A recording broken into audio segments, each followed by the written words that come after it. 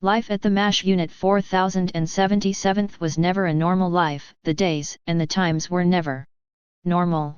How could they be? The unit was a mobile unit that was set up in Korea during the military action in the country of South Korea. It was cold some days, hot others drought. 1 month monsoons on the other. Then the wounded, they come in all hours of the day and night. Men who have been out in battle with limbs and lives hanging by the thread. How could anyone find a normal day in this kind of environment? Another thing that the people of the unit had to think about was the fact that they could be moved at any moment, for the word MASH stood for Mobile Army Surgical Unit. The men and women of the unit did their best to make life good for all that came there, and the down and out would end up there more often than not. It was the place that the orphans came for the extra food, the place where the pregnant women would come just to have a doctor look at them if something did not seem right. It was just not a place that joy could be found. In the middle of a place some would call hell. Everyone at the unit had a story, and some came with more baggage than others. No matter who they were all welcome and treated with respect. It had been another one of those nights when the choppers had been busy bringing in the wounded, and Hawkeye and the rest of the crew had been working trying to piece all of the broken bodies back together once in a while. The blood was everywhere, and when Hawkeye and Trapper got back to the tent that they called the swamp, he had to take off his entire uniform. Although he did have scrubs for the operating room, the blood had soaked through all the way to his underwear, and his boots, if they had not been waterproof, would have been bled on through the boots also. When he went to the shower tent, he saw the blood that was in his hair and still on his chin. Hawkeye was a sight to see. It would have been funny if had not been for it being someone's blood that had nearly died that night. The man had an artery that had been cut, and when the nurse had let go of the pressure that she was giving the wound, the blood had gone everywhere. It was not a good thing, and he could have died right there. It was everywhere and all over his face. The horrible things that other human beings will do other human beings. How sad, he had thought to himself. At this time the unit was short. Their priest, Father Mulcahy, had been to his church to try to get some more funds for the orphans and the local children. Sometimes he would be lucky, and all of the children in the area would benefit from this trip. Everyone at the camp hoped that he would convince the church to give the children at least a little something. The orphanage had been originally built for 40 children, and now it housed almost double that amount. Trapper John, Hawkeye and Frank Burns shared a small tent in the center of the camp. It was a small tent of 10 feet by 15 and had a small stove in the middle for the minimal heat that it would put off on those very cold winter nights. Trapper John was a young doctor, as was Hawkeye, and they tried to do their best to make their life there the best they could. He was single, such as Hawkeye, tall with curly hair and a kind face. He worked endlessly on the patients, as did Hawkeye and the many nurses. Soon after their arrival, Hawkeye and Trapper had become the best of friends. Hawkeye was a single doctor and liked to flirt and fool around with some of the nurses.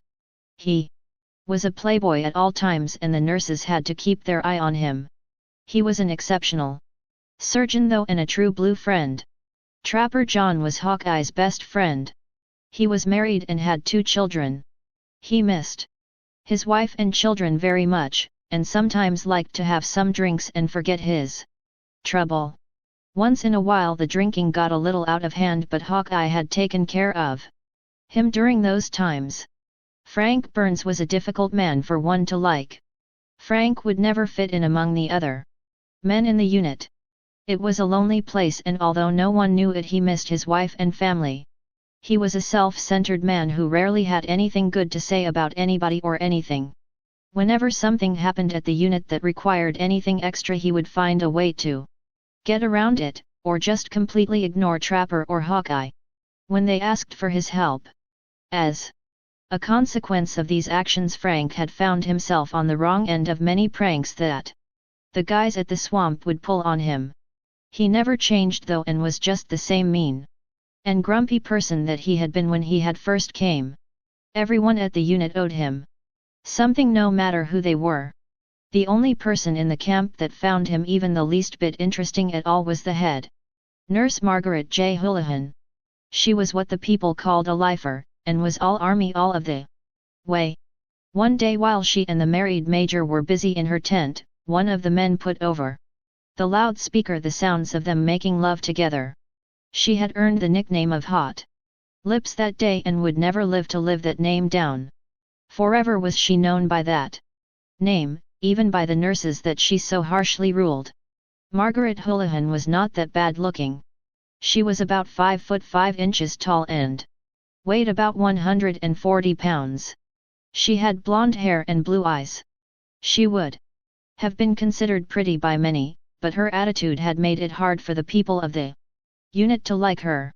As for popularity, Margaret Houlihan ranked second in the spot of the most unpopular person there at the unit, and she was not that far behind Frank Burns according to some of the people stationed there.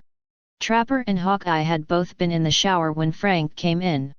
He was calm, complaining once again about the hours that they had worked and what a rough life he had. Frank was a poor surgeon, and if it had not been for the other doctors in the unit, some of his patients might not have survived. He did not seem to care for the men who came into the unit. He thought of them as just men to sew up and had no care about the men's wishes or life was once outside of the hospital. His bedside manner was the worst that anyone had ever seen, and Hawkeye was always at his face about it. To Hawkeye, a doctor's bedside manner was part of being a doctor, and it was the job of the doctor to make sure that the patient felt comfortable when they were talking to them. He just could not understand why Frank had chosen to be a surgeon. If he did not care about his patients, why did he not become a lawyer or something like that? He felt that it was very important that a doctor cared for their patient. Taking a shower at the unit was useless sometimes, because as you left the shower you would have to walk across the road to your tent, and there were times that the mud was up to their shins. It was useless trying to keep yourself clean, and sometimes it seemed that the mud would get into their dinners that were served in the mess tent. Now for the food. What was supposed to be hot was cold, and what should be cold was hot. The soup was mostly hot water with very little broth, and even the coffee was bad to the taste. Many times they had either no sugar or milk for their coffee. The cook did his best with what they were sent for rations, but it was poor. The only thing that the people knew there at the 4077th was that even though the food was terrible, it was 100 times worse for the soldier out in the field. For that they were grateful. After all, not only did they get 3 meals a day and they had a cot to sleep on, something many of the soldiers in the field did not have. The men in the field many times had to survive on what was in their packs and would have to eat out of their mess kit. The food sometimes was years old, and even though the army claimed that the food was good for 25 years, the men and women of the camp found that hard to believe. But for all the misery, there were the days when the mail came. All of the people in the unit looked forward to that day. They would receive news from home and sometimes even the local newspaper. That day was, as many days had been, was to be mail day, and when Corporal Radar O'Reilly made the announcement, the crowd gathered outside of the office.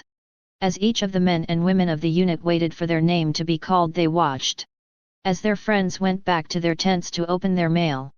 For the most part the mail would be shared later on, but sometimes the content of their mail would be kept unshared. Both Hawkeye and Trapper waited their turn and headed back to the swamp once again. It had been a long night, and still neither one of them had much sleep, but they had wanted to get the mail. It had been over 3 weeks since the last delivery, and they were both anxious to find the news from their families and friends back home. For Hawkeye and Pierce the letters were the same. Life had continued on in the lives of their family and friends, while the lives of the women and men in TH-MASH unit had been put on hold. It was a sad day for everyone there that did not get any mail. Perhaps they did not have a family, or the family did not know of the hard time that their friend or brother or son or daughter were having, being alone in a strange country. But there was someone there that never seemed to get any mail. It was a young nurse who said she had 2 brothers, a sister, and both parents were at home. Margaret Houlihan could not understand this.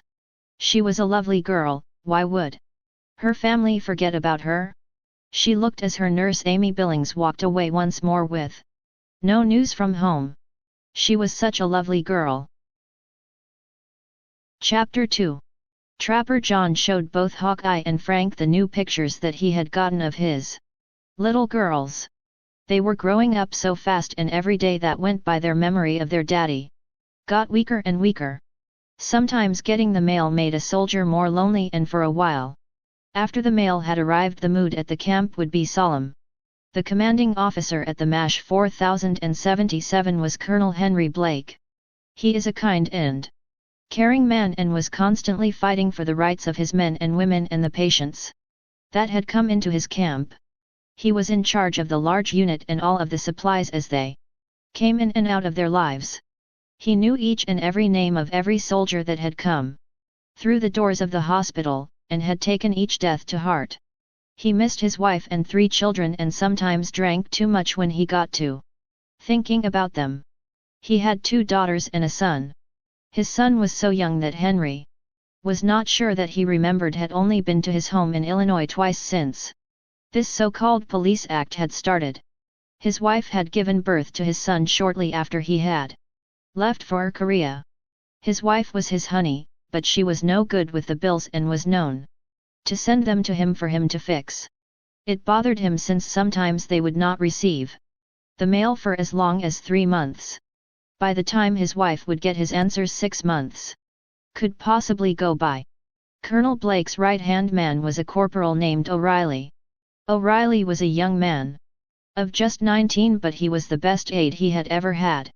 Radar took heart to everyone that entered and sent a personal note to every parents and family when the soldier did not make it home to them.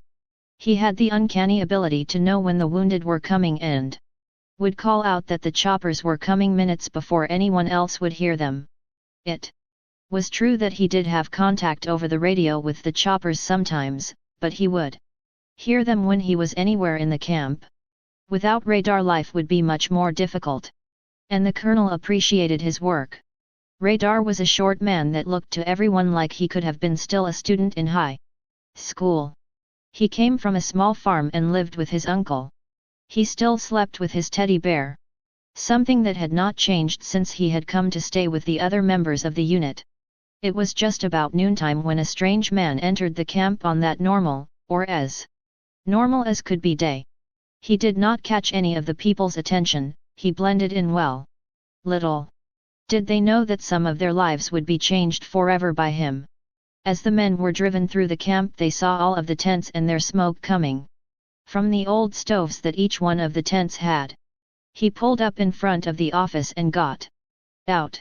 For as long as the two had been in this country, they had never gotten used to the awful mud, and this place was no different. They both tried their best to clean their boots off as they climbed the stairs to the office. As the 2 men entered, they noted the name on the office. It was Colonel Henry Blake. They entered the office and found a young man busy as his desk working. That was the first clue that anyone had there at their small mobile hospital, that things might be different for the duration of the time that the 2 men who were now inside of the office were there for. Corporal O'Reilly had been busy at his desk working on one of the soldiers' personal items. When the 2 men walked in, one of the men was a full bird colonel, and the man that was with him was a second lieutenant. Radar had been very busy and had not heard the sound of the jeep as it had come into the camp and stopped here at his office. To his surprise, there was the flash of the camera, and he knew that he was now being photographed by a man who was known throughout Korea for his candid shots. He stood up and saluted the 2 men and introduced himself. Colonel Matthew Marcus worked for the army, trying to get pictures that were both candid and interesting. He wanted to get pictures of a MASH unit here in Korea for the Army Times.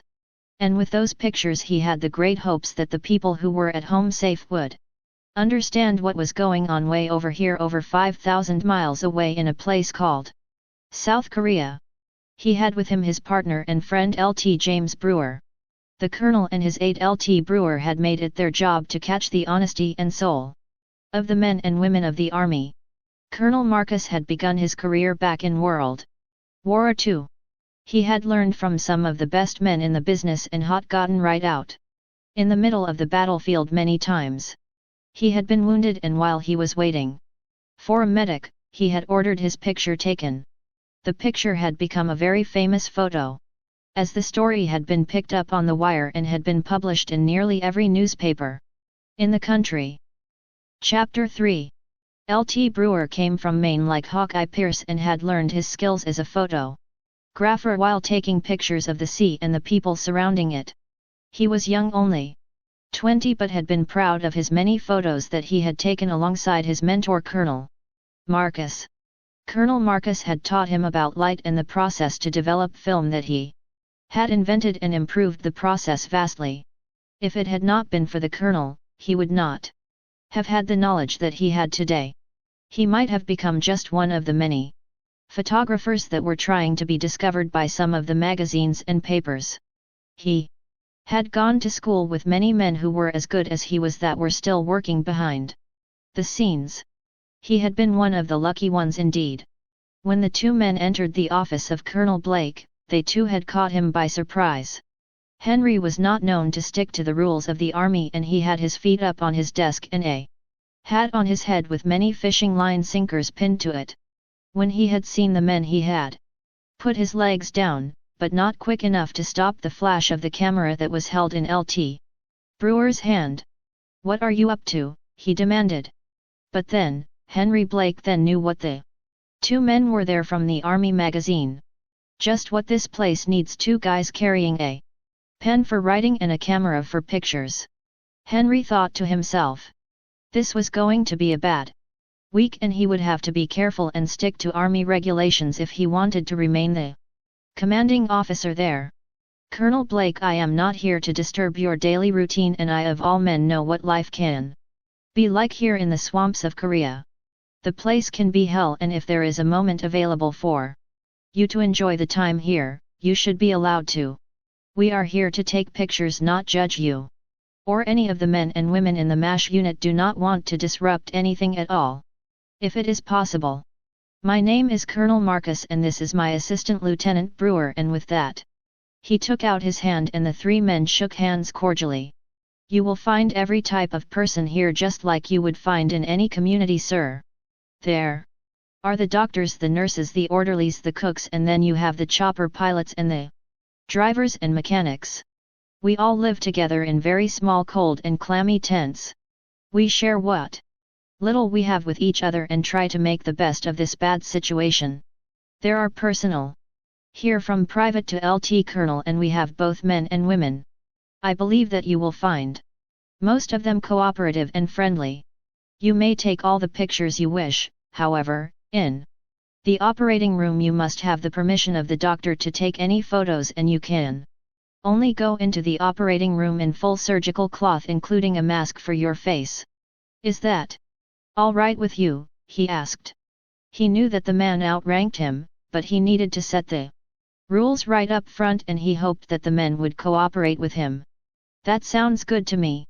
We will honor your requests. We are looking forward to an interesting week," the colonel promised him.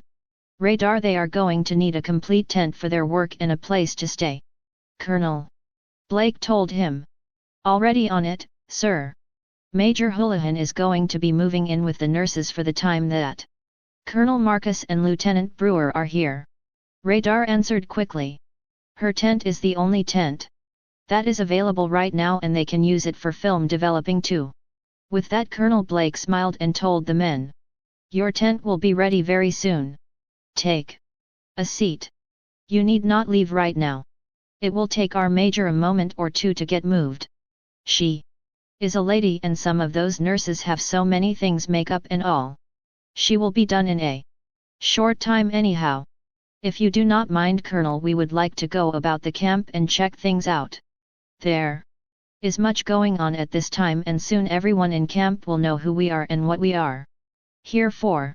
It has been my experience that once the members of a unit find out who I am and what I am doing here. The attitudes change and the honesty tends to disappear, the colonel told him. It is not that the people are bad, it is that if there is a camera and a reporter around they put up all of their defenses, and I like it when the people are more comfortable and acting like themselves. No, you are welcome to walk anywhere on the compound as long as you do not interfere with any of their jobs or work. Radar will come and get you when the tent is ready, Colonel Blake told him, and with that the two men left. The weather was starting to get a little chilly and fall was in the air. There had been a recent rain and the mud was everywhere. Colonel Marcus had some concerns for the patients who came and went out of the unit. How would the people at this unit ever keep the mud away from them? The two men had seen these MASH units before and they were always pleasantly surprised by the treatment that the patients received. The dining tent was busy with the gossip of the two men who were going to be going around taking their pictures, and when the two men entered all eyes were on them. Lt. Brewer took some pictures of the men and women eating with extra emphasis on the food that was being served. For all the bad publicity that the army got about their food, the army was proud of the food that they served, and although the men and women grumbled about it, they survived and thrived on the meals that they were provided. Neither one of the men had ever seen a company where the men and women looked hungry. For the most part the men and women of the mobile units looked healthy to him. As the two men walked through the compound they came across a tent with the word "Swamp" on the door. They took a photo of the tent and wondered about the three men that occupied the tent. They could tell that the tent belonged to the doctors that had been assigned to the unit. He also knew that the unit had been short a surgeon for some time now, and he had hoped that his influence would get them the surgeon that they so desperately needed. But getting any doctor to work at a MASH unit was a challenge. The work was hard and a doctor could be working 15 hours a day sometimes. The two men knocked on the door and found no one there. They would return later to talk and photo the men that inhabited the place that they now called the swamp. There were many people all walking around doing their daily chores when the announcement came over the PA telling them that there were incoming choppers. Lieutenant Brewer stood in the middle of the roadway and took pictures of the men and women as they ran to the choppers and ran to the hospital tent. Everyone seemed to know where they were going and what their job was. It was fast and furious, but somehow it was smooth and quick. They had a triage unit all set up, and the nurses quickly worked to choose which of the wounded would go first and which of them that could wait. The decisions made at that point of the medical care could make the decision where one would live and one might die. The two men stayed as far away as they both could, but close enough to hear the words of the nurses and the doctors and take pictures of some of the patients as they received the much-needed services. Colonel Marcus had seen two men run into the tent that they called the swamp and watched as they ran towards the hospital tent getting ready to perform surgery. About 3 minutes later, a man walked into the swamp and took us a few items and walked over to the hospital himself. That was the kind of behavior that Colonel Marcus had never been able to understand. This man, a doctor of all things, was not in any hurry to help any one of his patients, of that he was sure. He would find out the name of that man and see to it that the MASH unit would rid themselves of him and get someone in there that actually cared. In a world where one had to live with death on a daily basis, the love of life was all that all of the people needed. No one at any unit should not have anyone that could not do his part. The unit was always short on help, supplies and morale, and to have one of the team not do his part just meant that the rest of the people would have to do their job for them. There was no room for anyone like that anywhere in this horrible place. But he could think of some places that this man could be sent to that were even worse than a MASH unit. He could be sent to work in a prison where some of the prisoners were on death row and others were dying of diseases from their lifestyles. Some of the doctors at those places had been attacked by the patients. It was the kind of place that he would like to see a surgeon such as the man that he had just seen assigned. Lieutenant Brewer took many photos and stood on. The two men stood on their feet for hours, working right alongside of the nurses and the orderlies, helping with the care of the wounded when needed. They both knew that it was their duty as a human being to help out with things around the unit and worked as hard as anyone that day. The wounded were not cared for and done with surgery 7 hours later. Lt. Brewer and Colonel Marcus continued to take photos and notes for the news well after everyone had completed their job. When all was done, the two men went into their tent and fell asleep on the cot that they had been provided. It had been a long day for them, but they both knew that for the wounded the day had been much worse. It was easy for someone to feel sorry for themselves while they were stationed here, but the members of the MASH unit needed to put the patients first. Chapter 4. Hawkeye and Trapper came into their tent exhausted. They had both done surgery on over 10 patients that day and had both lost one man on the table. They did not have the know-how to save everyone, and it had become part of their lives to accept this. It was not good for them to lose someone, but it could not be helped always. Frank came wandering into the tent about 10 minutes later. He had been behind the hospital tent making out with Major Houlihan and was now whining about how she was being housed in the nurses' quarters because of the men who were here to take pictures and write a story about their life here. What a waste of time. No one cares what happens here. I need to go home and be with my family, he whined once again. Whenever Frank mentioned his wife and family, Trapper wanted to punch him. He was not faithful to his wife at all. Frank and Major Houlihan had been the talk of the camp since he had been there. Frank, who as not that had looking, had not been faithful to his wife and family ever. Word had been around camp that Frank had married into money and that he had only become a doctor because of his wife's family influence. Welcome to the world of the MASH 4077. Hawkeye told him. With that, Frank grumbled something and climbed into his bed. He wanted nothing to do with his two roommates. He was there and he had no choice in the matter, but he did not have to join in any of their silly games. Hawkeye and Trapper sat down and took a couple of drinks from their home-made still and relaxed for a few moments. They were both too keeled up to go to bed. After 7 hours of standing on their feet, you would think that sleep would overcome them, but sometimes you could not go to bed as soon as you got a chance, but it was not the way always. Finally, after about 20 minutes later, sleep did take over and the two left their drinks on the table and climbed into bed. When the two friends Hawkeye and Pierce woke, it was nearly 4 p.m. in the afternoon. Now they were hungry and wanted to meet the two men who were here to take pictures. Both of the men had ideas on what they thought that the general public should see. They knew that these men were good at taking honest pictures, pictures of things as they are, not as the news papers and television shows would want them to see it. The two men got up and dressed and headed to the mess tent for a much-needed cup of coffee. It was there that the buzz was still going on about the famous newspaper man and his photographer. Many of the nurses had done their hair special and all of the men in the room were in clean clothes. It was truly the first time that Hawkeye or his friend Trapper had ever seen such a clean mess hall. For today the coffee was hot and so was the soup that they were served. I wish that those guys came here every day. The food is almost edible today.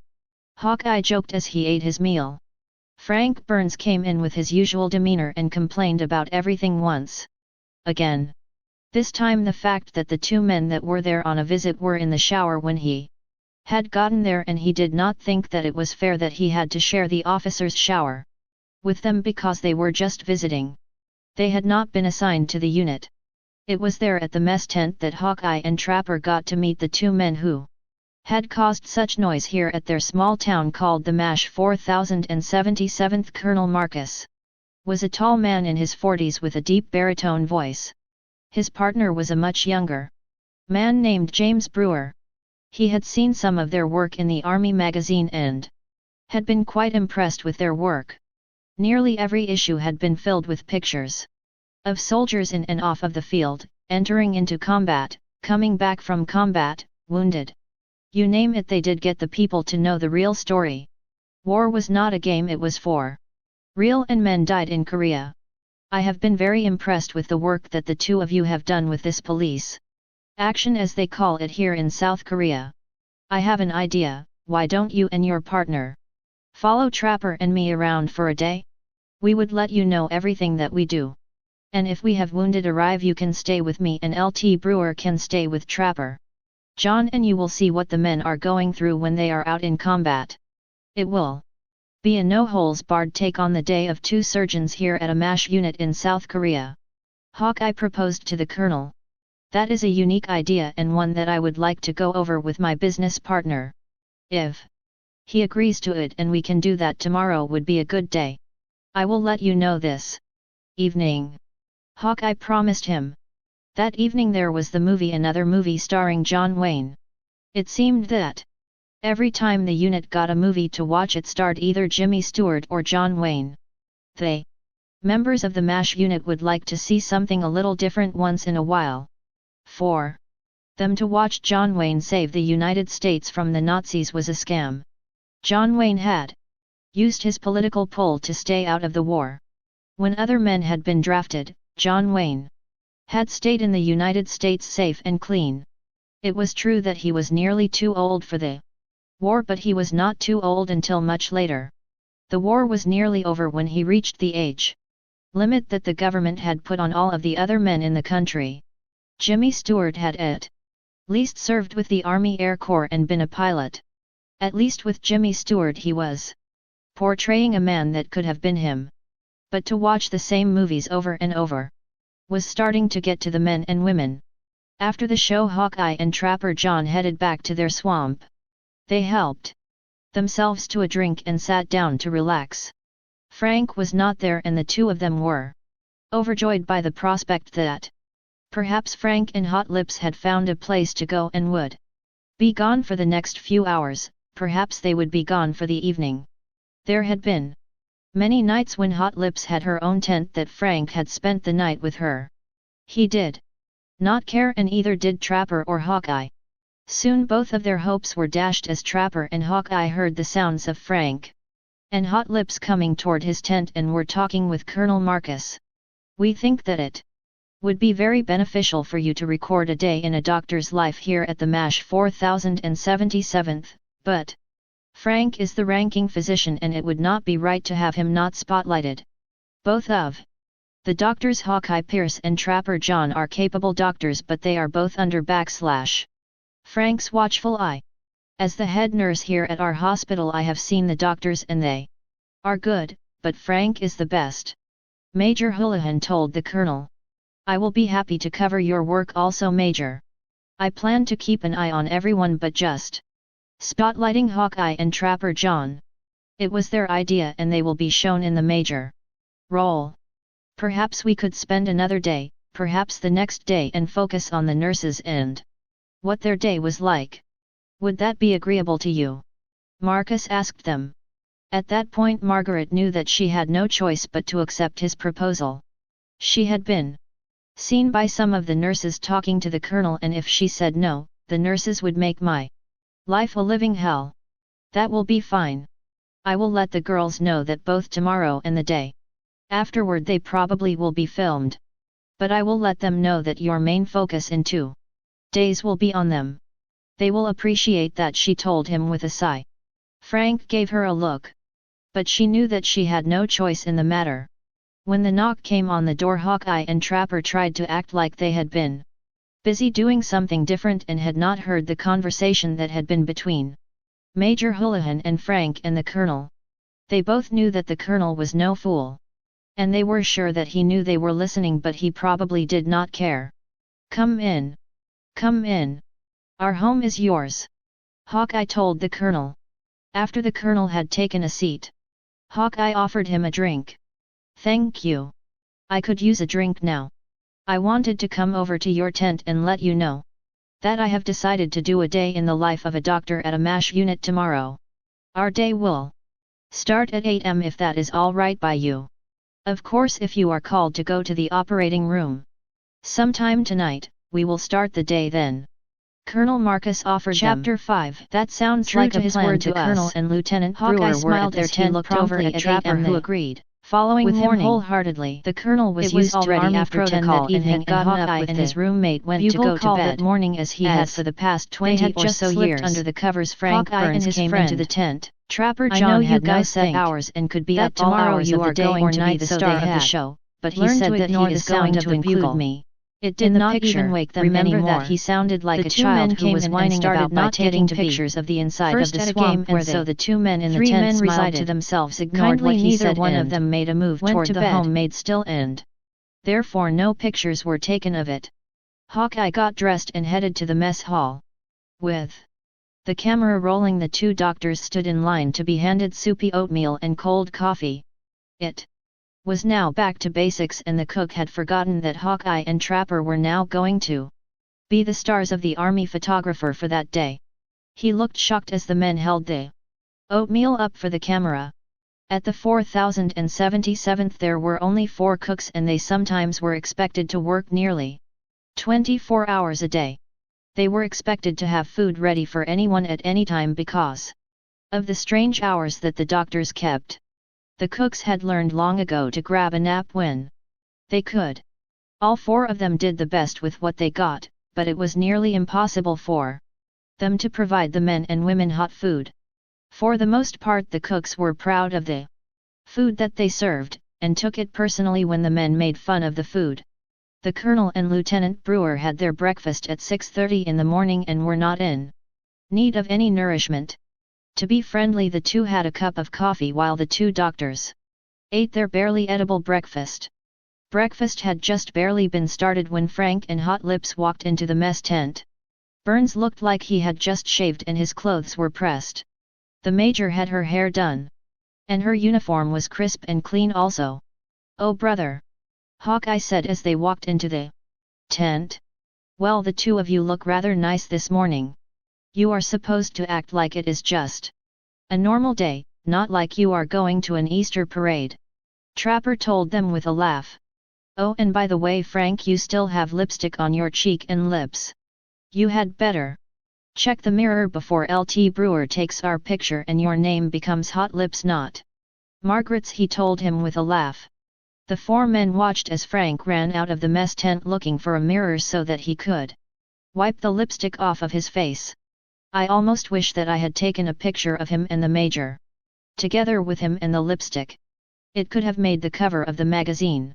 Perhaps Frank's wife should have received a copy of the magazine." Lt. Brewer wondered. "You wouldn't, would you?" Hawkeye asked him. "No, but it sure would be a funny thought," the lieutenant told him. "But maybe I would," the colonel told him with a laugh. That was when the 4 men became friends, and their sole duty while they were at the compound was going to be to bug Frank Burns. Everyone knew that Frank would be showing up at any time. Frank had been off in the shower when Hawkeye and Trapper had gone to have some breakfast that morning. They had laughed at Major Hot Lips as she ran to the shower to tell Frank that he was missing breakfast with Colonel Marcus and Lieutenant Brewer. Frank had run across the compound with a towel around his waist and had gone into the swamp to get dressed. So in consideration of Frank, breakfast had been over quickly, and as Frank arrived at the mess tent the 4 friends said good morning and headed back to the tent that they called the swamp. The look on the Major and Frank's face was something that should have been photographed. They looked as if their whole world had come crashing down as they were left alone to eat their breakfast alone that morning. "Those men are just young doctors. You are the one with the most seniority and should have been the doctor that was spotlighted. Tomorrow we will get our due and the magazine will have some good photos and stories for their magazines. We shall be so interesting that the colonel will forget all about those guys," Major Houlihan told Frank and then patted his hand. "It just is not fair," Frank whined.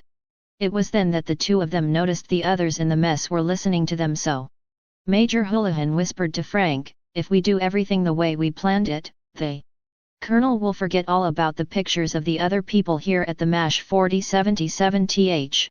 Frank looked at her and smiled. Margaret always had a way of making him feel better. And he knew that she was right. Once the 4 men were seated in the swamp, Hawkeye and Trapper were told to go about their daily business, so they both took out the new medical books that they had received. In one of the new books was a new procedure that was hopefully going to save some of the young men who came to their hospital with badly injured limbs.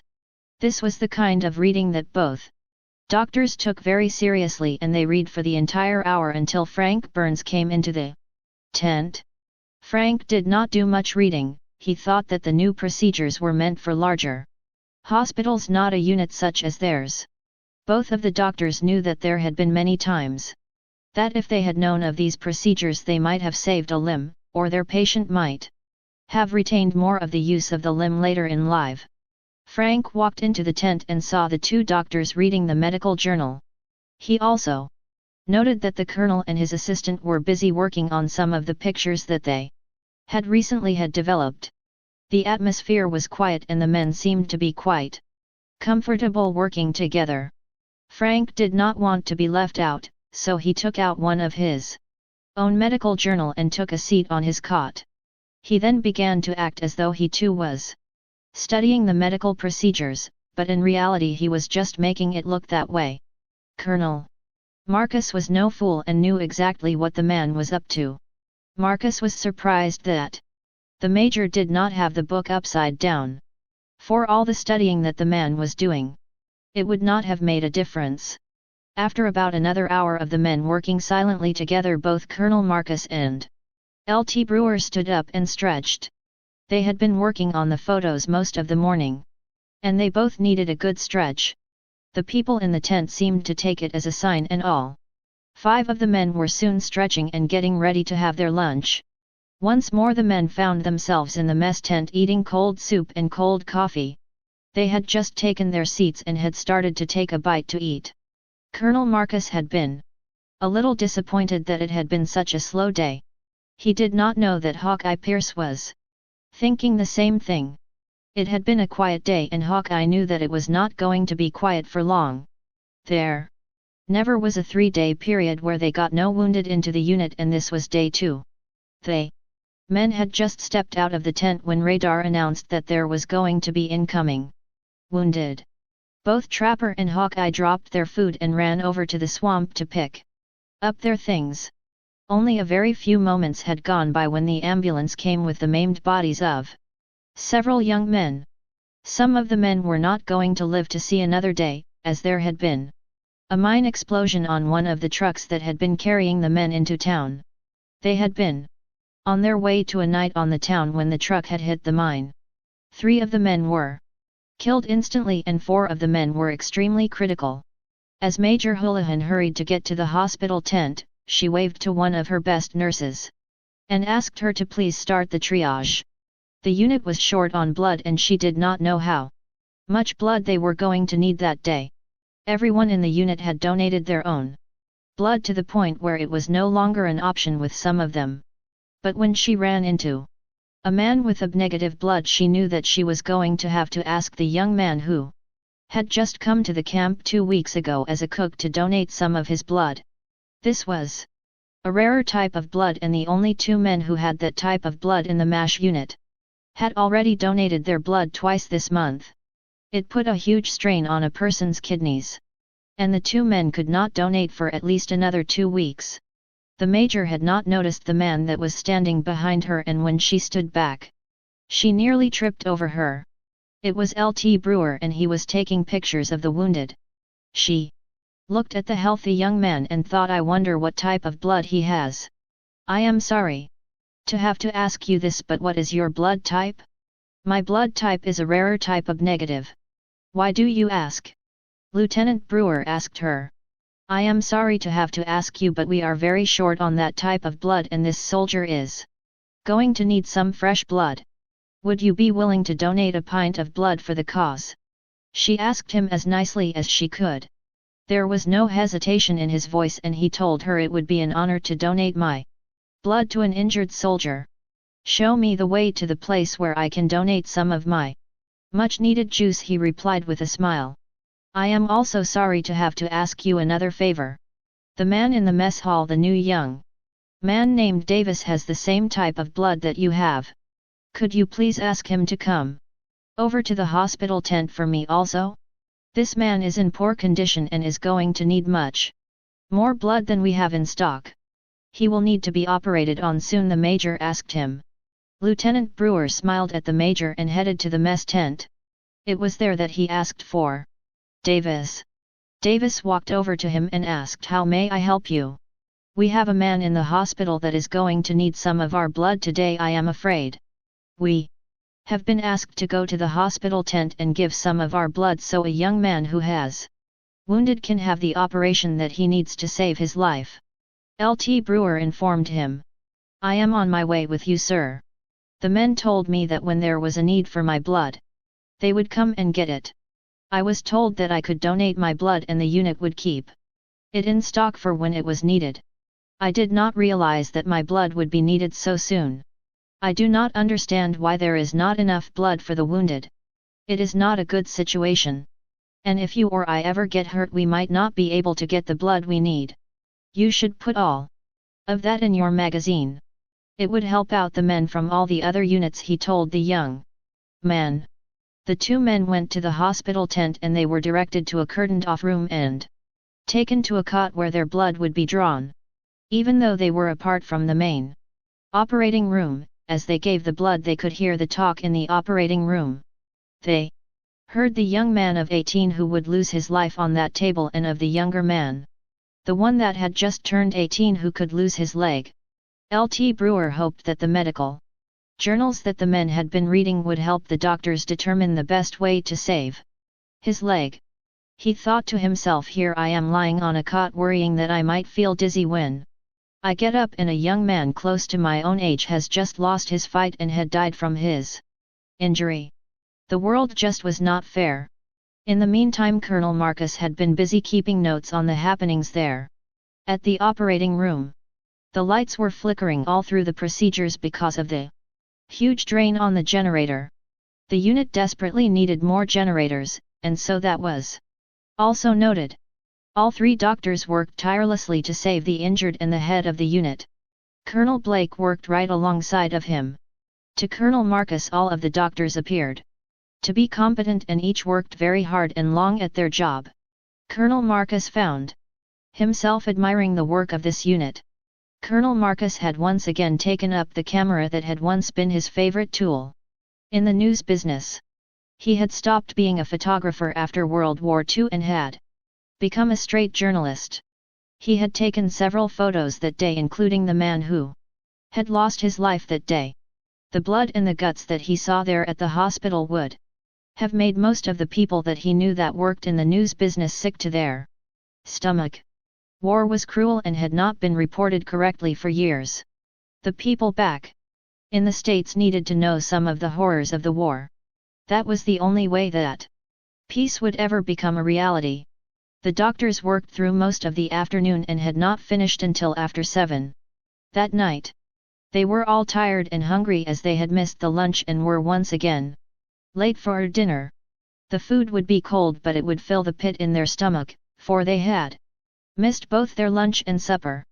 This was something that happened more often than not. But to their credit, one of the cooks was always at the mess hall 24 hours a day. The men knew that the cooks did their best to make the food good.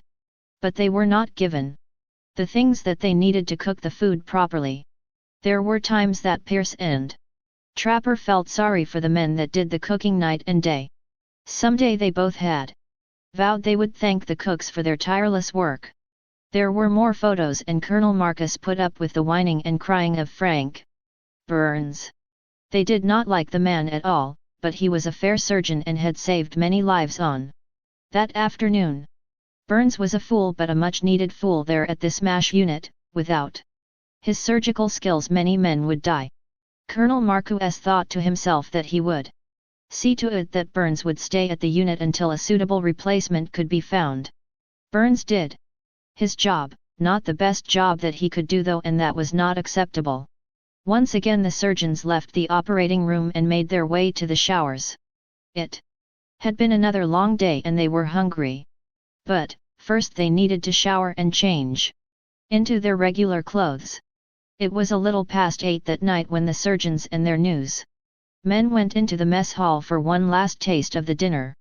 The food would be cold and tasteless. None of the group was looking forward to the dinner that night. As always, Frank would disappear about this time every night. Usually he would go to Major Houlihan's tent to enjoy the night in the sack. Their loud sexual activities were well known to all that ever journeyed into the compound. Margaret was a lifer and would stay in the army until she retired. Frank, on the other hand, was married with children of his own and used the Major to keep his male ego up. Hawkeye and Trapper were sure that the two lovers were someplace hiding and making their never-ending fools of themselves. But tomorrow was to the day that Colonel Marcus and Lieutenant Brewer were going to be following the two lovers for the entire day. Hawkeye was positive that the paper was going to get an ear and eye full from the two of those useless members of the MASH unit. Hawkeye and Trapper John headed back to get some sleep. It was now approaching 10 p.m. They had both had a long day and were very tired. The Colonel and Lt. Brewer had both been very professional and the day had gone well. It was then that Hawkeye and Trapper decided that they were going to go and find out where their friend Frank Burns had gone. They knew that when Hot Lips had her own tent, she and Frank went there, but with the Major being forced to give up her tent for the week, they would have to find a different place. Colonel Henry Blake had been quite happy with the way that things had been going in the MASH unit during the stay of the two newsmen. Hawkeye and Trapper had actually behaved and had not pulled any pranks on his least favorite Dr. Frank Burns and Frank's everlasting buddy Major Houlihan. The two of them had been a thorn in his side since he had taken the command of the unit. Frank had thought that he should have become the commanding officer, as he had taken the role in between him and the man that he had replaced. The Major and Burns had made life miserable for the first few weeks that he had been there. But he had learned to take them with a grain of salt, and he now ignored them. But his thoughts came too early, for trouble was to be just minutes down the road. Everyone at the camp had been expecting something to happen on that day and had been very disappointed to learn that it appeared that Trapper and Hawkeye had kept themselves very professional and the day had turned out to be a dull one. They also did not know how wrong they could be, for things were to get very lively here at the small camp that they had come to know as the MASH 4077th, and there was never a dull day there. Hawkeye and Trapper were to have the newsman with them for just a few more hours, so it was at midnight that they wanted to make their move.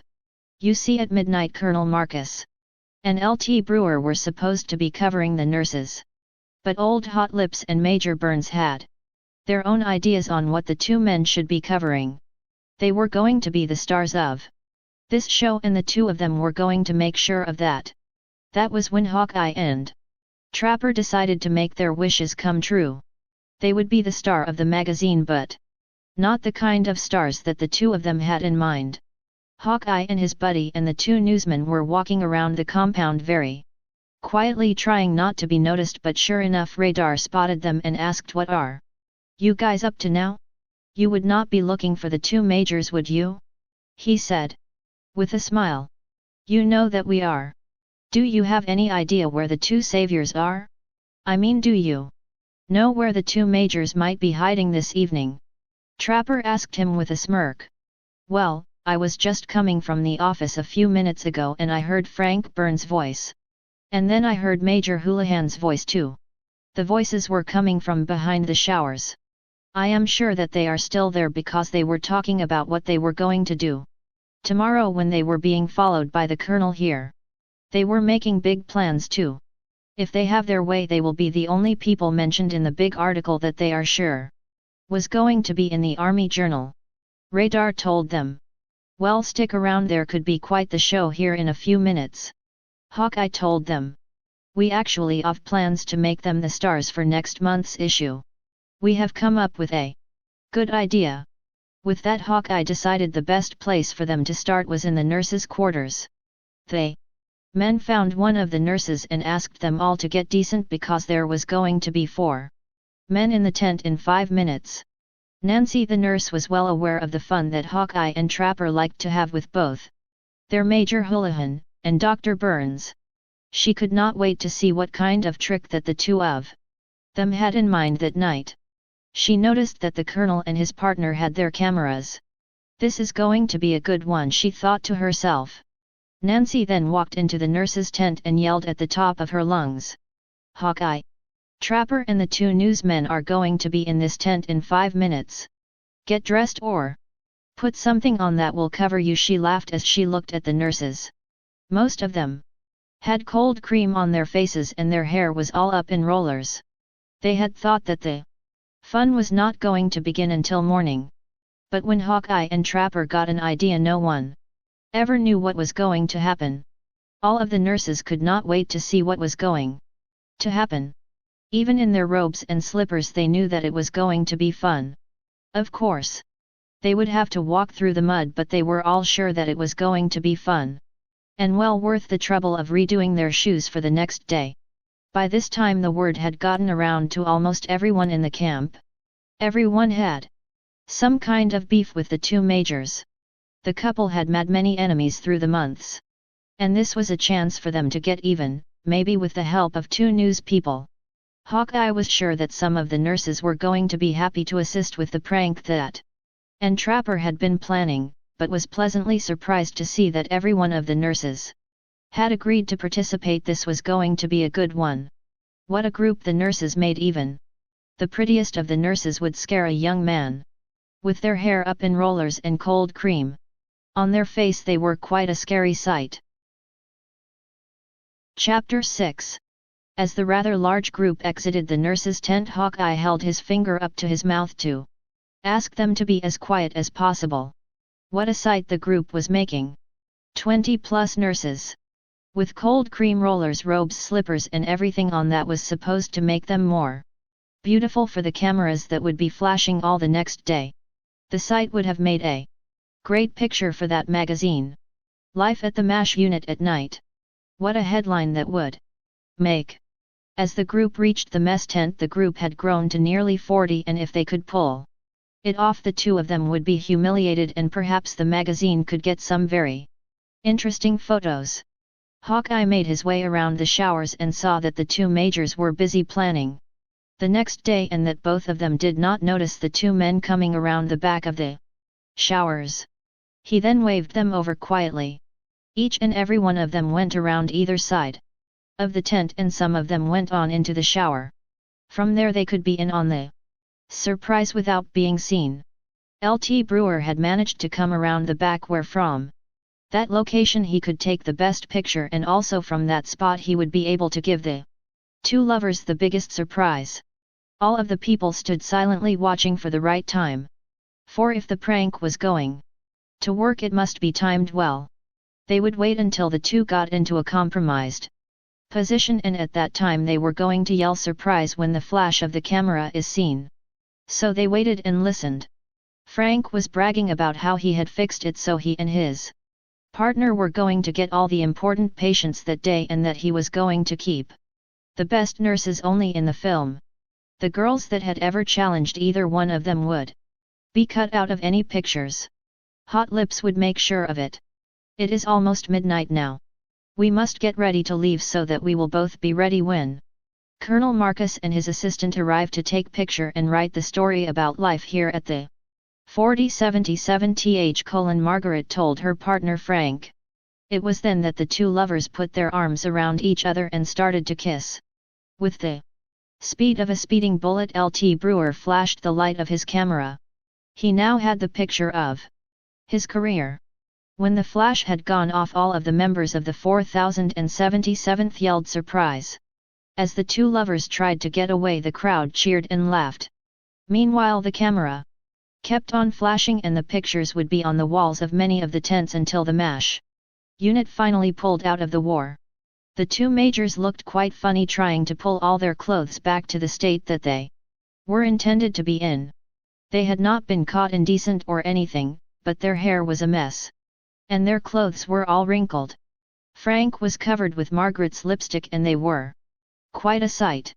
Then the piece of resistance happened. It could not have been planned, it just happened, and Lt. Brewer, the professional photographer, was ready for another picture. They Two majors were trying to get away from the crowd who were poking and laughing at them. When Frank slipped, it was all muddy and he went down with a splash. Unfortunately for Major Houlihan, he had been holding on to her and she had gone down with him. The camera was there for it all. It was quite a sight to see Burns and Houlihan sitting in a huge puddle trying to get up and slipping back into the mud. It must have taken the two fools 3 minutes to finally get up and run back to their bunks in total humiliation. For the rest of the 4077th, it was the day that they all had waited for. Everyone there had been the unfair target of the two majors. This was what the two needed, and what the two deserved. They could only hope that at least one of the pictures would make the magazine next issue. Finally they had been able to knock the two of them down a peg or two. Meanwhile Colonel Blake had just stepped out of his tent when he saw the mob standing around the muddy puddle and had the displeasure, or pleasure, of seeing the two majors falling over and over in the deep rut muddy puddle. He had to join in on the laughter. He knew that it was not right, but the two of them looked so funny and the camera kept flashing over and over. He could not wait to see the pictures himself. When all is over, Colonel Marcus L.T. Brewer and Hawkeye and Trapper John all went to the tent that they would call the swamp. Burns was over in the corner trying to clean off his feet. But what he really needed was a shower. What a sight! He was covered with mud from head to toe and all of his clothes were in desperate need of cleaning. You, the two of you are in on this. How could you do this to a fellow officer? Frank whined as he headed to the showers. The four men shook hands and had a good laugh. We will be in for unforgettable day with those two, but perhaps we knocked them down 1 or 2 pegs. Oh, and the pictures will be ready for viewing sometime tomorrow, Colonel Marcus told them as he walked out of the door with his partner. The night turned out to be a quiet one, and the men of the swamp, not including Frank Burns, slept well that night. The nurses had gone to bed and had tried to act like nothing had happened that night. Some of them felt sort of sorry for Major Houlihan, but most of the nurses knew that the major had deserved what she had gotten. Most of them lay in their cot, secretly laughing at the major as she hobbled to the back of the room, where she kept the curtain up for privacy. The next morning the nurses all got out of bed at the sound of the bugle and had started to get ready for the busy day ahead. It was Thursday and the new blood always came on that day. All of the blood and medicine would have to be counted and put away. With the patients that were now at the hospital and the arrival of supplies and blood, the nurses would be busy. To top it off, the two men from the magazine would be there taking their pictures. There would be no time for games today, but tonight perhaps there could be time for an encore performance. Major Houlihan got up that morning and looked in the mirror. She was now in her middle 30s, had been in the army almost 20 years and had almost nothing to show for it. Why did she allow Frank to take advantage of her like he did? He was a nothing, and to top it off he was married. Soon he would leave the 4077th and would go back to a lucrative career as a surgeon, and she would still be in the army. She would have no husband, no children, and be stuck in a place such as this. She needed to make a much-needed change in her life. From that moment on, Margaret Houlihan was going to be the respectable nurse that she could be, and she was no longer going to have anything to do with Frank Burns unless it was about something professional. No more hot lips, she was going to be the good nurse that she was, and as for Frank, he would keep doing his work until it was time for him to return back to the States. She was sure that he would be fine. He was the type of person that would survive anything and would probably find a new girl quickly. She was going to tell Frank that morning, and frankly, she did not care if anyone else heard her. That was going to be the last time. The major walked out to the open area which the nurses all shared together and was greeted with the usual silence. She knew that the nurses were mostly friendly to everyone but her. There was one girl named Donna who had been semi-friendly to her, and she thought that she would start here with Donna. Major Houlihan never had a problem buttoning her shirt in the back, but this morning she came over to Donna and in the nicest voice said, "Could you please help me? I am having trouble with my back button. Donna was surprised by the question, but smiled and said no problem Major. It was getting near the time that Colonel Marcus and his assistant Lt. Brewer should be coming and the girls were very busy. They all wanted to look the best and of course the room squeaky clean. She could see by the look of the room that if she had taken out a white glove and run it along the window frames the hand would have come back clean. The girls had done a very good job of cleaning. I want to congratulate all of you on the condition of the barracks. It is in pristine condition. Thank you all, she told them with the kindest of sound. As she walked back to the part of the barracks that had been enclosed for her, the Major could feel all of the eyes on her. She knew that they were all wondering what she was up to. It would take time for them to trust her, she had been too rough for too long. Right on time at exactly 8 am, Colonel Marcus and Lt. Brewer knocked on the door to the nurses' quarters. Major Houlihan met them both warmly and introduced each one of them individually. With each introduction, Colonel Marcus saluted the girls and the Lt. Brewer shook their hands. All of the nurses were of the same rank as Lieutenant Brewer, so they felt much more comfortable around him. Not only that, but he was more their age and also was not married. Each one of the girls thought of him as a possible catch, and the Major knew it. As the nurses walked to the mess tent for their breakfast, they talked lively to the two men who were there to document what a day in the life of a nurse in a MASH unit was like. All of the nurses were polite, and the Major was surprised to find out how nice a group of nurses that she truly had. She had been so wrapped up in her life that she had missed communicating with her nurses. That was not acceptable, and that was going to change. The truck that carried their much-needed supplies arrived around 10 that morning, and all of the nurses took to their jobs. Each nurse knew what she was to do and did it without being told. Each and every piece of equipment that came into the compound had to be accounted for and put in its proper place. Lt. Brewer took many pictures and Colonel Marcus asked many questions. Each of the nurses answered the questions and politely. Frank Burns had been at the swamp waiting for his friend Major Houlihan to ask him to come over to the hospital, but she did not come. He was walking the floor of the tent back and forth, and then back and forth again. He bit his nails and kept looking out the door of his tent, but she did not come and get him. Chapter 7 Frank, you are putting a rut in the dirt on the floor. Will you please stop pacing back and forth? Go to the Major, for God's sakes. Hawkeye told him. Oh, you don't know what you are talking about. She will let me know when the time is right for me to come.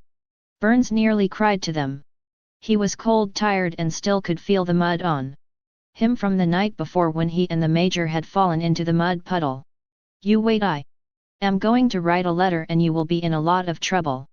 Trust me. Major Houlihan and I are going to make you pay for last night if it is the last thing that we do. Oh Frank, go to Hot Lips and try to steal the show. You will never top the photos that L.R. Brewer last night, and if I were you I would not want those pictures in the journal or any other paper that your wife or family might see. Hawkeye told him. What now, you think that you might try blackmailing me? It will not work, my family will not listen to your rantings. So there, and with that he walked out of the tent, but as he left, he stuck his tongue out at his two roommates. Both Hawkeye and Trapper John laughed at him as he left. They both knew that he had married his wife because of her money, and that he had big plans to make a lot of money once he returned to his hometown. But he was an idiot, and there was a chance that the town would not accept him as he thought they would. Karma, that is what he needed, a good dose of karma. It was time for the doctors to make their rounds and check on all of the patients. Hawkeye was very concerned about the man who had almost lost his leg. So far the leg was doing all right, but the doctor knew that it could turn gangrene very quickly.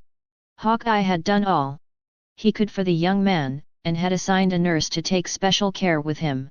As Hawkeye and Trapper John walked into the hospital, they noticed that their roommate Frank was following his little friend Major Houlihan all around the room. But she seemed to be trying to ignore him. They watched as he nearly begged her to take a look at him, and how the major seemed to be showing the two newsmen things around the small hospital through a nurse's eye, not Burns. Oh, they must be imagining it. The major had eyes for only Burns, and that was the way it had always been.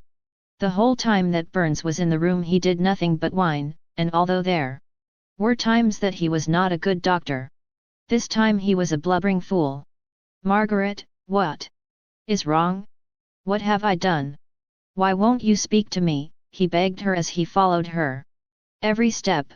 Even Trapper and Hawkeye were beginning to feel sorry for him. He was a sorry sight to see for sure. Colonel Blake allowed all kinds of pranks and games when the men were done with their much-needed jobs, but when it came to work he expected it to be done without question. Burns was pulling his patience and getting dangerously close to be spoken to. He had not looked at or talked to any one of his patients yet, and he had been in the hospital for over an hour. Keeping a keen eye on his patients was as important a job for the major as the surgery. There were times that patients needed further surgery, and sometimes the doctors would catch an infection before it spread too far. The hospital dealt with many wounds that had been exposed to all kinds of things that could cause infections before the patient go there, and sometimes the infection would not show up for days. Colonel Marcus had been busy taking notes, and Lt. Brewer had been busy with his camera, taking all the photos and notes that they would need about the nurses and their life here at the MASH 4077th. Each of the nurses seemed very good at their job. The thing that the colonel noticed was the caring that the nurses provided. With each one of them talking to the patients seemed to work miracles. The men seemed to perk up somewhat after they spoke to their nurse. Hawkeye and his fellow Dr. Trapper John spoke with each patient, and they too seemed to care about the patients. The only one in the room who seemed to not care was the man that they had pulled the prank on the night before, Frank Burns. Colonel Marcus thought to himself, he is like a rotten potato in a bag. If that potato is not removed, the rest of the bag will go bad. Frank Burns needed to be removed from the MASH 4077th, or his spirit would bring no good to the company, the hospital, or the patients. I will speak to the commanding officer about this, and with that he made a mental note of what he had just thought. Finally Colonel Blake went over to Burns and told him to knock it off and start acting like the major that he was. You need to put aside your personal life and get to work. I will not allow you and the problems that you are having with your girlfriend to interfere with the work that you have in front of you. There will be time for life outside of the hospital when you go outside of the hospital, and not until then. Burns turned to say something, but realized that it was the colonel and that he outranked him, and he had the last word. So like a child he walked slowly with a look on his face that only a child would use, and went over to one of the patients. When he realized that Colonel Marcus had his eye on him, Frank became the nicest doctor there. By the time that all the rounds were finished and the supplies had been counted, Major Houlihan was feeling better about herself already. She went to the mess tent and made a point of sitting with some of the other nurses. Although the other nurses were surprised, it was not long before they were all talking and laughing among each other. Frank Burns was a mental mess at this point. Last night he and Margaret had been lovers, and now she was ignoring him. As a matter of fact, other than speaking to him about patients, she had barely acknowledged him all morning long, and now the mess hall.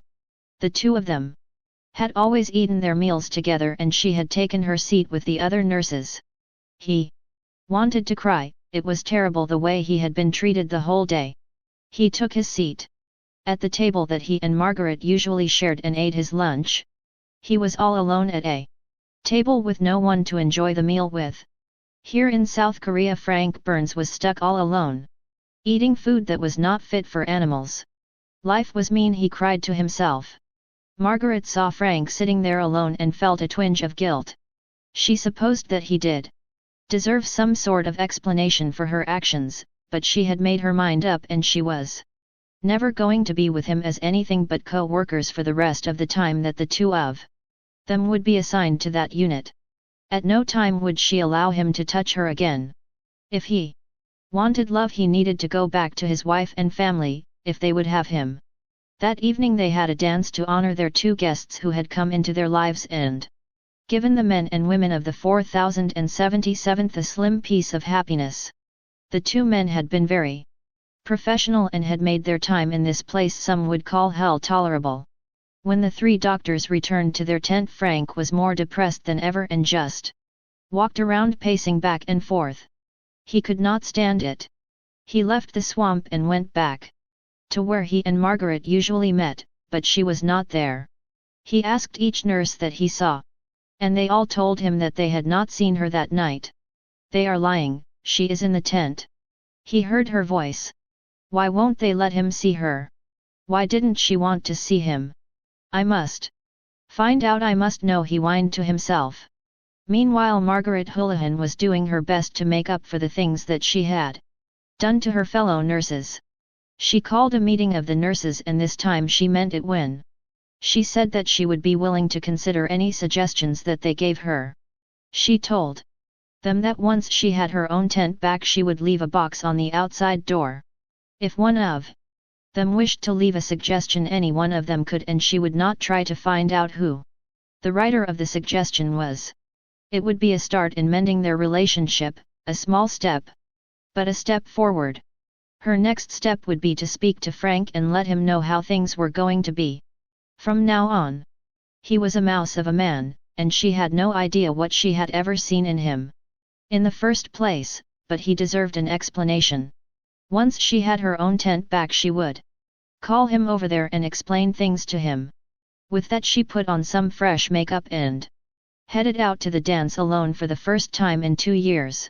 When Major Houlihan arrived at the dance, she went over and spoke to Colonel Blake, walking right past Major Burns with just a glance and nod of the head.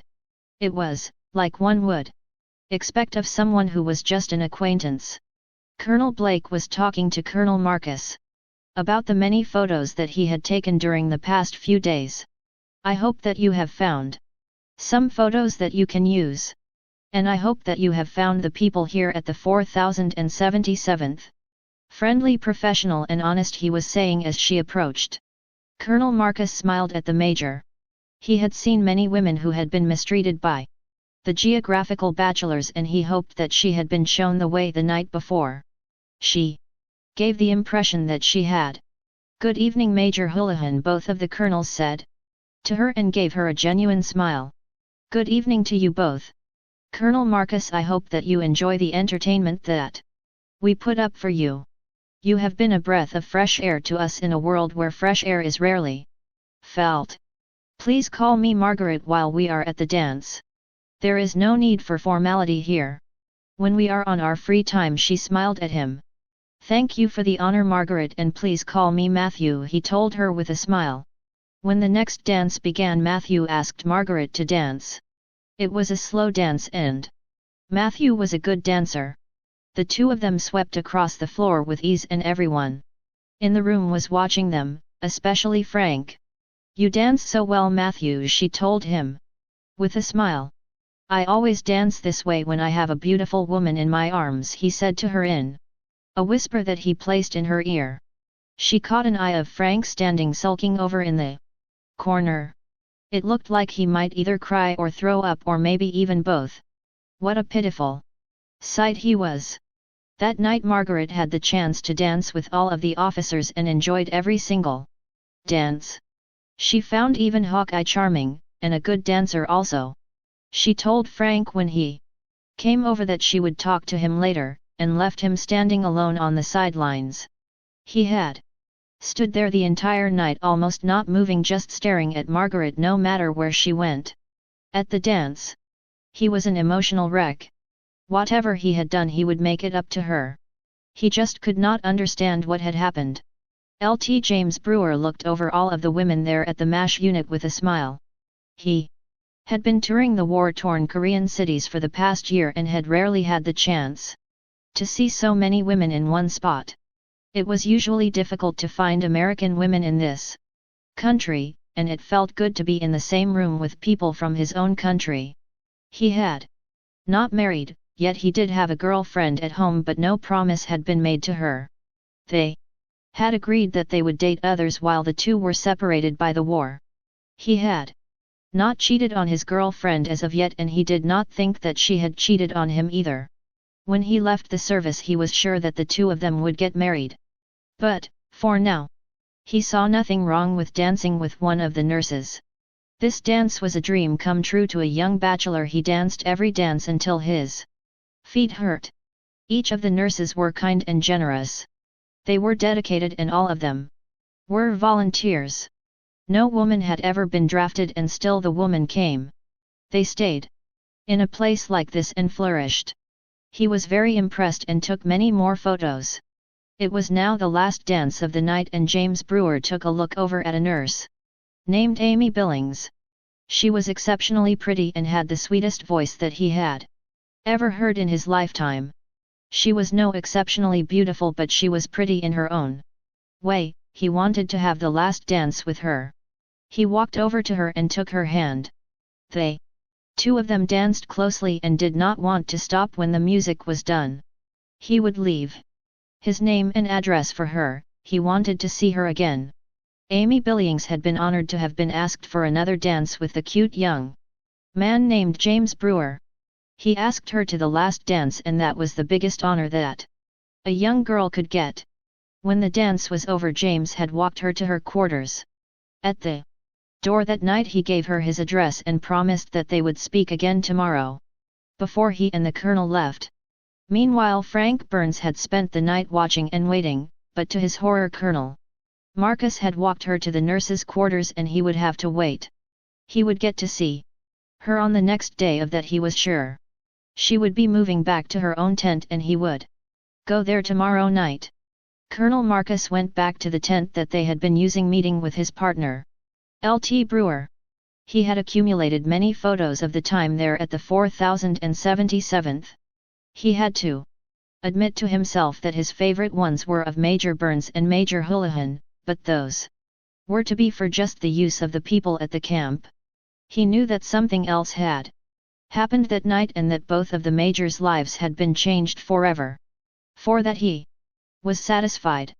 His commanding officer would have the last word on which of the photos, if any, would appear in the next edition of the Army Journal.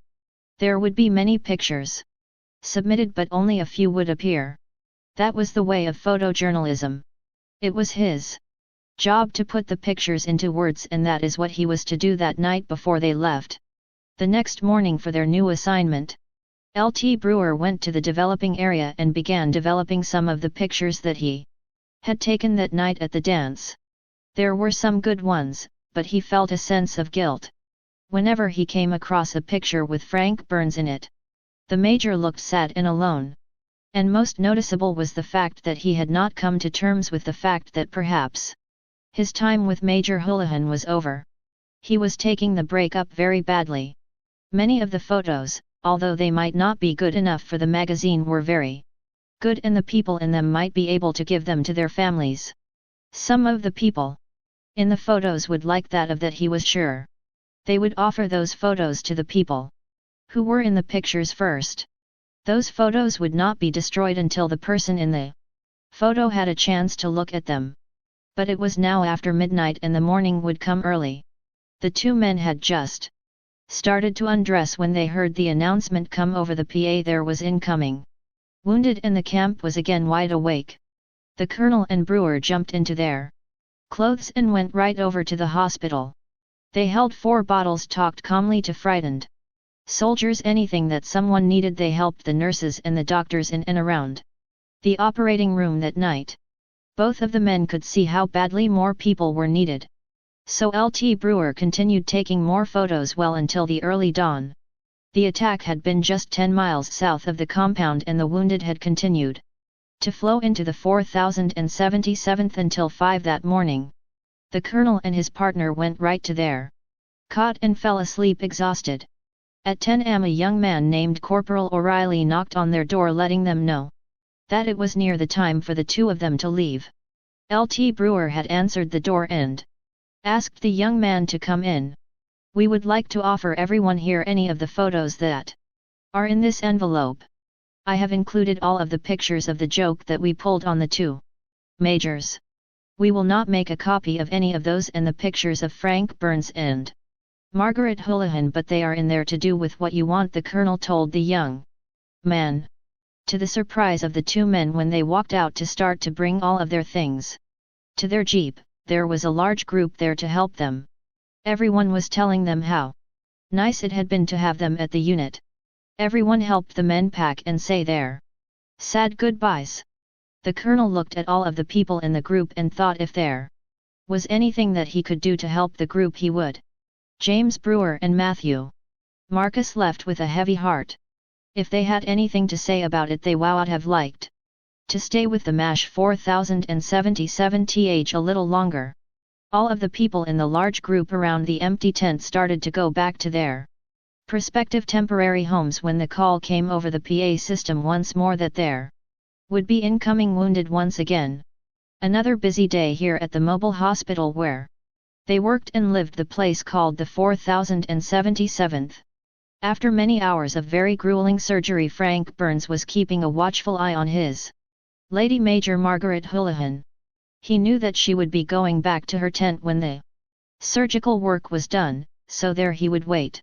He would stay low until she came in and then he would have the time to talk to her. Oh, he could feel those arms fondling and groping his hard and muscled skin. He longed for the little names that she would call him, and he thrust himself into her. They had not been able to make love to each other since the two newsmen had come into their compound, and he wanted to make the best of their first time together in a week. Margaret had just left the surgical tent when she had seen Frank sneaking into her tent. She knew that he was in there waiting, but she was too tired to put up with Frank's childish whining. She decided to go to bed right where she had for the past week, with the rest of the nurses. It had been a long night and she fell asleep as soon as her head hit the pillow. After the grueling hours that the two doctors, Trapper John and Hawkeye Pierce, had endured, what the two men really needed was sleep. But their curiosity was getting to them. They had both seen Frank leave the operating room, but he was not in his cot. They looked at each other and smiled. Things were back to normal. Frank had most likely gone to Major Houlihan's tent and would be spending the night there. They had both gone to sleep as soon as their head had hit the pillow also. Meanwhile, Frank sat in Margaret's tent and waited and waited and waited. It seemed that everyone in the MASH 4077th had gone to sleep except for Them.s. Burns could not stand it. Where was she? What was she doing? Why had she not come back to their tent? He could smell her perfume. He could see her standing there with her see-through negligee. Frank Burns had to have her. He went through her trunks, he even tried on her clothes. He just could not get enough of her. He lay there and cried himself to sleep. He did not care that he had her stockings, heels, big hat and flowered dress on. He was surrounded by her smells and could sleep comfortably for the rest of the night.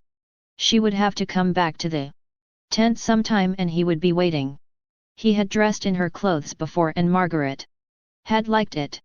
When Hawkeye woke up that morning, he saw his friend Trapper John waking up, but when he glanced over at Frank's bed, he saw that no one had slept there all night. Nothing had been touched. What a night those two must have had, he thought to himself. They would probably be at the mess hall making fools of themselves once again. Too bad. For a minute Hawkeye and Trapper had thought that Margaret had finally smartened up. The two doctors went over to the mess tent to get something to eat and took a seat at the table. At the table they saw Major Houlihan but no Frank. They took their seats at the table and smiled up at her. I see that Frank never came home to our swamp last night.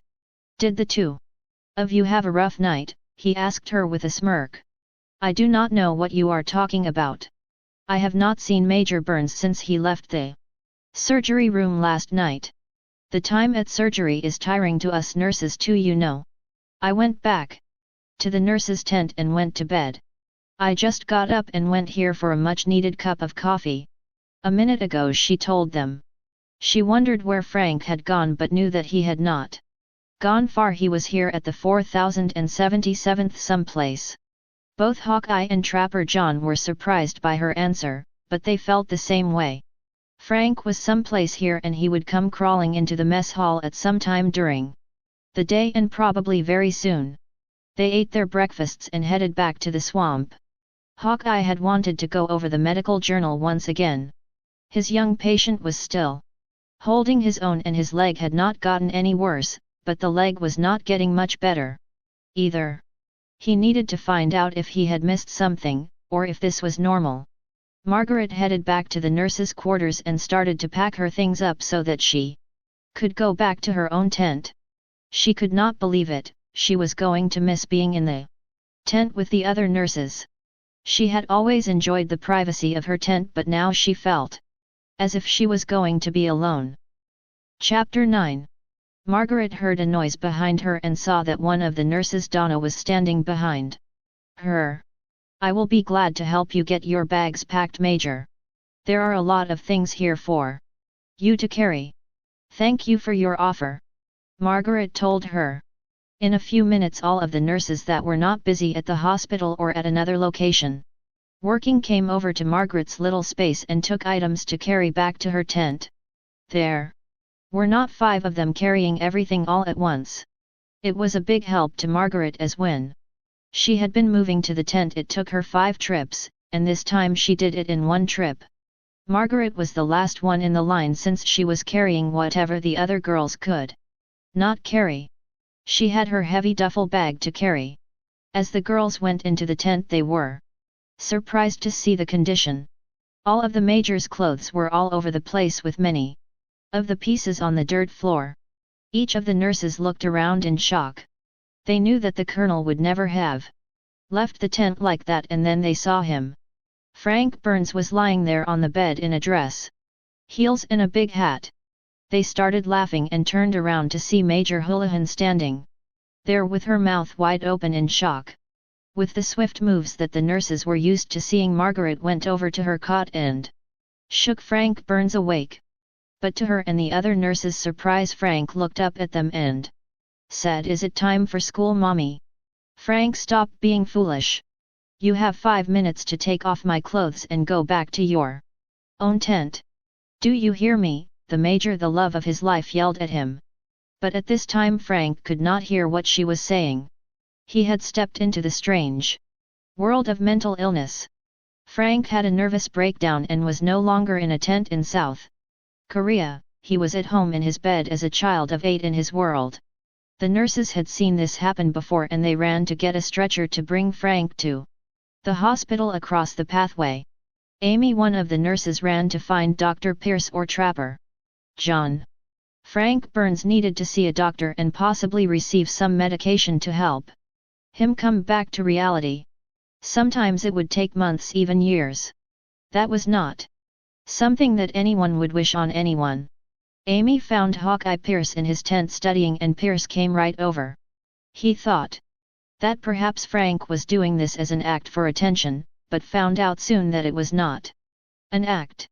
The blubbering idiot that had made life a living hell to many of the people at the 4077th had slipped into his private hell.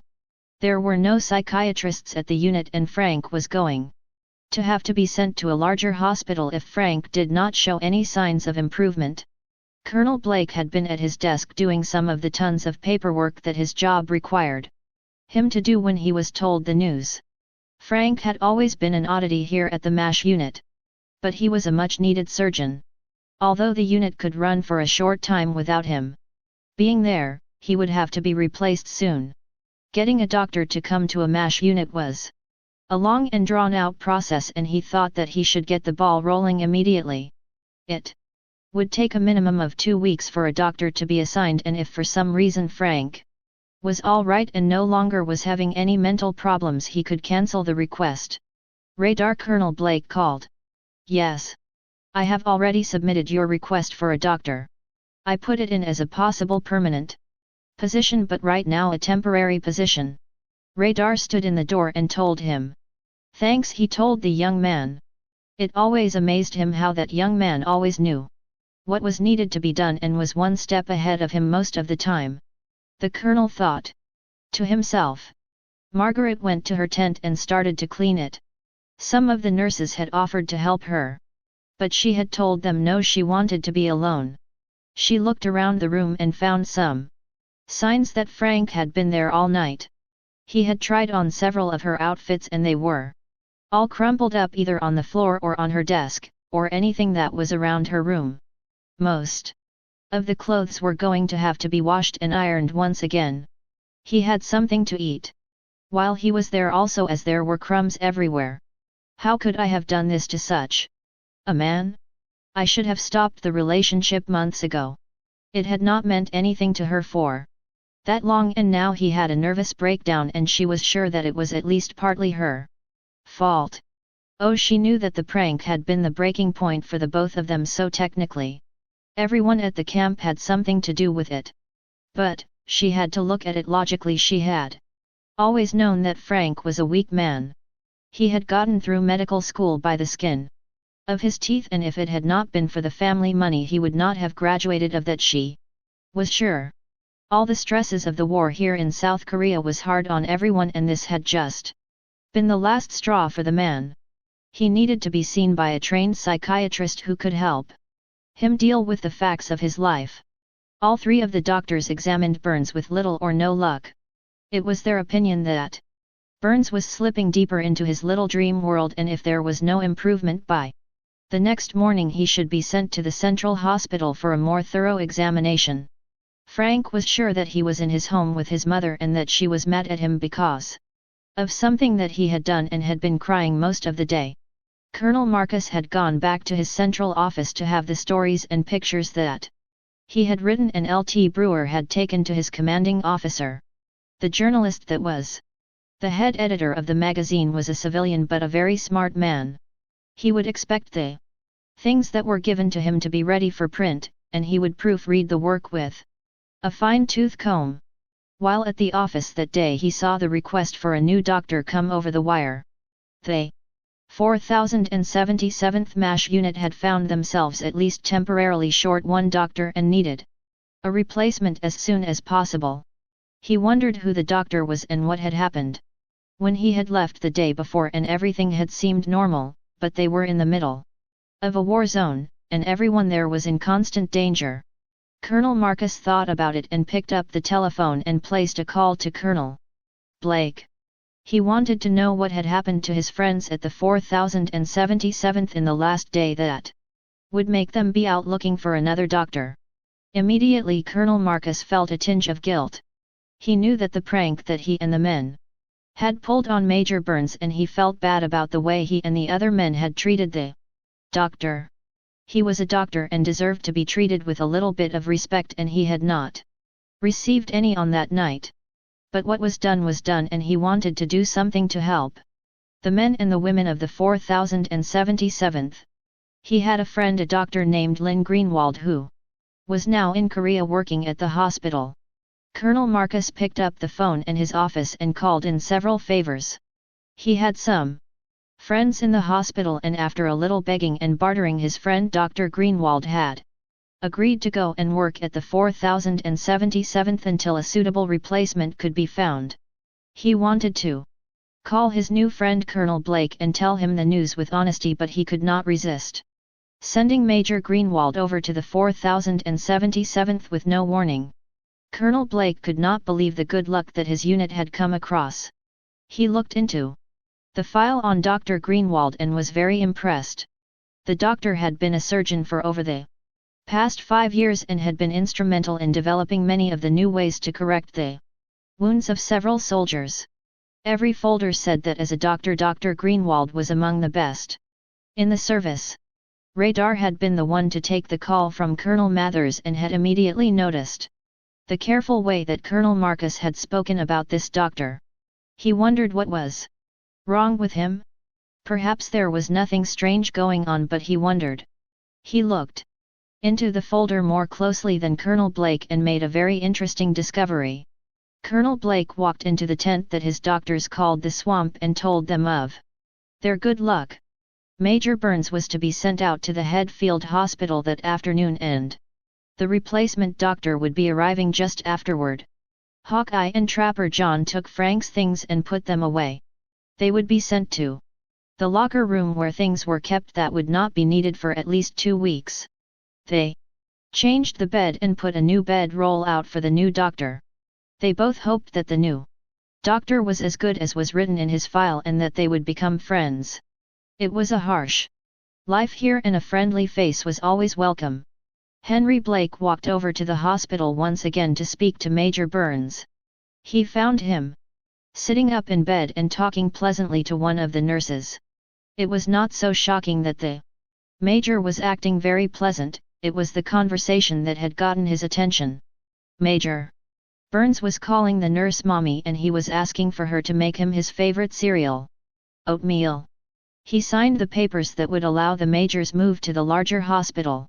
It was just after 2 that Major Burns left the 4077th for the hospital and Major Margaret Houlihan and the rest of the members of the company would never see him again. Just after 3 a jeep arrived with the new doctor. The nurses saw the new doctor but at first had assumed that she was the new nurse that they had been expecting for the past month.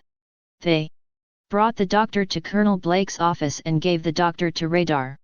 Radar was not surprised to see the doctor, but for this he had to get out his camera. He had not used it often in the office, but this should be the picture to make all his other pictures somewhat insignificant. He opened the door a crack and told Colonel Blake that the new doctor had arrived. Send him in, Radar. Colonel Blake told him. It was then that Radar opened the door and Henry got the shock of his career. This was indeed the new doctor, but this was a woman. She was gorgeous and for a moment he lost his voice. Then the flash went off and Henry knew that Radar had taken a picture of him, mouth hanging open and all. Radar, he warned. I want to introduce you to our new surgeon, Dr. Lynn Greenwald. Radar told him. I am sorry, this is a MASH unit and our women are nurses. I am not sure that Army regulations would allow you to even serve here. Henry started to say. Here are my orders, sir.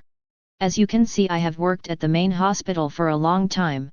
And have worked hard at my surgical skills. I have vast knowledge of the injuries that some of our soldiers receive and hope to be an asset to this unit, she told him with a smile. But what could Henry do? He was desperate for a surgeon that knew their work, and if he refused to allow this woman to work here at the MASH 4077th, he might never get a good replacement.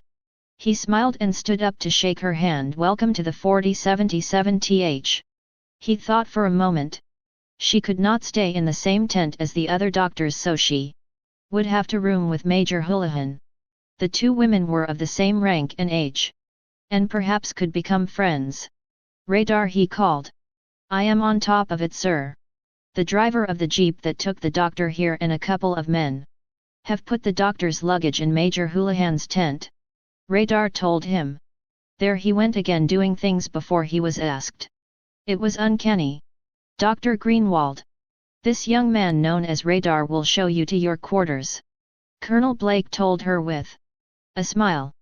Major Houlihan had been in the hospital checking on some of the patients when she heard the news of the new doctor. She was glad that there would be someone there until Frank was better or until someone could be permanently assigned to the unit. Personally, she knew that if the doctor that had come to the unit was a woman, she was probably one of the best. Women were not allowed here as a rule, and to get someone in the army to give permission for a woman doctor to be assigned to a MASH unit, they would have to think that the woman was a very capable surgeon. She looked forward to meeting the lady and bunking with her. When Radar came to the swamp and let Hawkeye and Trapper John know that their replacement was a woman and that she would be staying with Major Houlihan, both of the men took the news well. They were not full army men and had worked with some women in their past. Both of the men were looking forward to meeting the lady. In fact, they had heard of this lady surgeon and had heard good things about her. There was a possibility that the 2 of them would learn some new techniques from her. The 2 men decided to give the lady doctor time to settle into her new home and talk to her sometime later that day. After all, they were all there temporarily and some of them had been there for over 5 years. This war was not a declared war, it was called a police action. By the government. Hawkeye found himself dressing nicely for the mess hall that night. He had taken a shower. And had combed his hair that evening. Trapper John watched his friend and knew that Hawkeye was getting ready to put the move on the lady. Whenever there was a new nurse at the camp, his friend always tried to put the move on them. He was young and single and would never change, Trapper feared. The two men walked over to the mess tent, picked up their food and took their usual seats at one of the tables. It was then that Hawkeye saw the doctor. She was a lovely sight to see, and smiled at the men as she walked over to get her tray and food. She was with Major Houlihan, who also smiled at the two men. As the two ladies took a seat at the table, Hawkeye stood up to introduce himself to the new lady doctor. Good evening, my name is Dr. Hawkeye Pierce and this is my friend and partner in crime, Dr. Trapper John. We will be working with you here and are very pleased to have a good surgeon assigned to this unit with us. Well, thank you for your compliment. I am looking forward to working here at the front end of the injuries. I hope that with all of our skills we can save many lives. I am pleased to meet the men that I will be working with, she told them with a genuine smile. Hawkeye did not know what it was about her, but she was something very special to him. From the moment he had seen her walk into the tent, he had felt as though perhaps they had known each other at one time or something. He just knew that he had to get to know her. She was just so beautiful and smart. Trapper looked over at his friend and thought to himself. Well, could it be true that his friend and one of the biggest flirts he had ever met was falling in love at his first sight of a woman doctor? Interesting. Out loud he said, how is it that you were lucky enough to get assigned to such a place as the 4077th? I am not sure, lucky I guess. I am friends with Colonel Marcus and he called me yesterday morning. He told me of your plight and asked me if I would give assistance to a very dedicated group of people who were in need of a doctor to help out while one of the regular doctors there were in the hospital. So here I am. Lynn Greenway, Dee told the group. Well, I want you to know that you could not have come at a better time. We are always in need of more help, but right now one of our surgeons is in the head army hospital under observation. You are a sight for my sore eyes. Hawkeye told her with a smile. Lynn looked at the tall and dark good-looking doctor who was sitting next to her. She had been told that he was very good at what he did and she just did not know what to say. Was it true that people could fall in love at first sight? She had heard of it happening before, but it had not happened to her until this moment. My God, I think I could fall in love with this man. With no effort at all, but she said, why, thank you for the compliment, Hawkeye. I am sure that we will be seeing much of each other in the next few weeks. The rest of the meal would go well until the call came over the PA from radar once more there was incoming wounded and it was time for the new doctor's skills to be tested. Both Hawkeye and Trapper knew the shock of this unit's working situation. There was never enough blood or supplies. It was either way too hot or way too cold. Sometimes the generator would die in the middle of an operation and the nurse would hold up a flashlight for the doctor.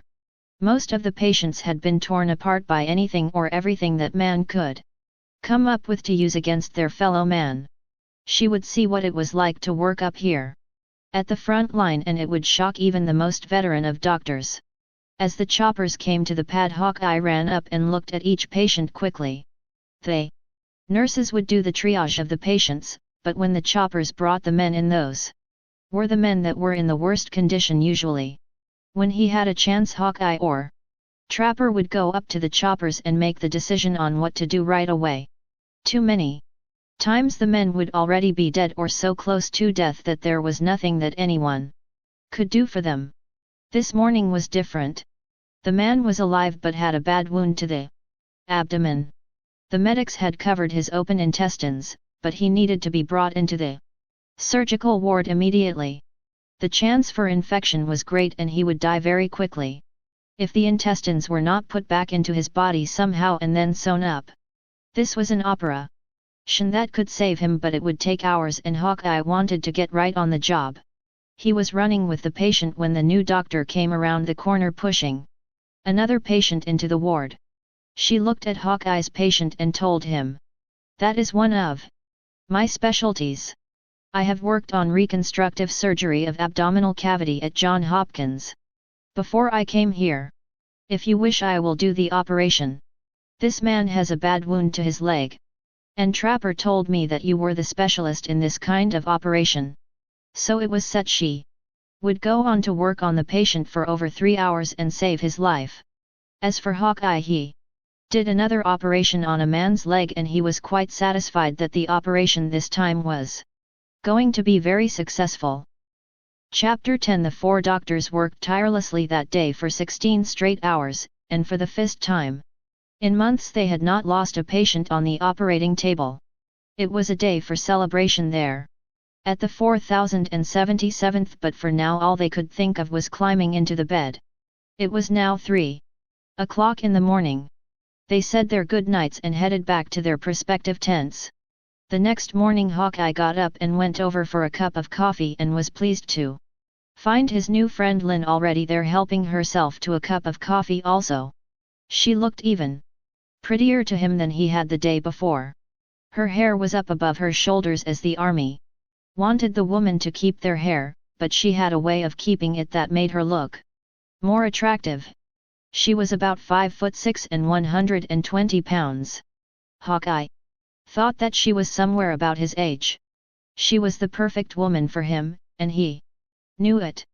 As they took their seat at the same table that they had sat at the night before, Hawkeye reached over and took her tray so that she could seat more easily. She smiled at him somewhat shyly and told him thank you. Hawkeye smiled at her and said, "I want you to know that I was quite impressed with your performance today in the operating room. You saved that young man's life and put together many more men that would not be here tomorrow if it was not for you.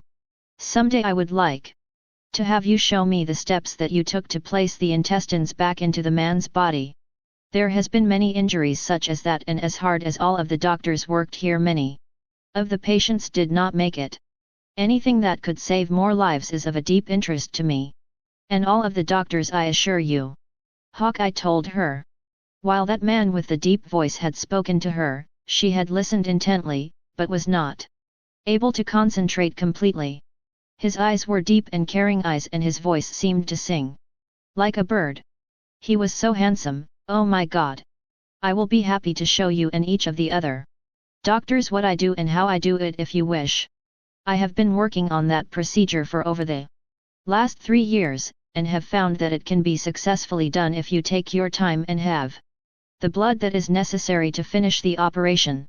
Also, it is recommended that large doses of antibiotics be administered for the next 3 days to help with any infection that might have begun when the intestines are exposed, she told him.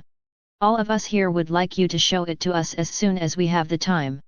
Our commanding officer Henry Blake is a good surgeon also, and he would be interested in any new surgical techniques. It is the goal of every doctor and nurse here to make sure that anyone who has a chance at life should be given it. I may fool around from time to time, but when it comes to my time in the operating room, I take every moment seriously," Hawkeye told her honestly and quite softly. The two of them were so mesmerized by each other that they had not noticed both Trapper and Margaret, who had entered the room. In fact, when they sat down at the table, they were both caught by surprise. Hawkeye looked up to see both Trapper and Margaret smiling at him, a smile that he had seen before. Trapper John looked over at his friend and laughed to himself. Once again he was a witness to the Hawkeye Pierce savoir-faire, and if not anything, when he went into this mode it was very interesting. This was just a woman who had come into their lives for a short time, so his friend would be safe to act like he was in love, and he was surely acting like he was right now. Margaret had been impressed with her new roommate Lynn. This lady was one of the best surgeons that she had seen. Lynn was quick and efficient and had a high degree of medical knowledge that she could see last night while she was there in the operating room. Margaret was a nurse first, especially here, and she had seen many doctors come and go, and she knew that her new roommate was one of the best that she had seen. So how are things going rooming with Major Houlihan? She is one of our favorite ladies. Here at the 4077th. She takes good care of the patients and the doctors and nurses.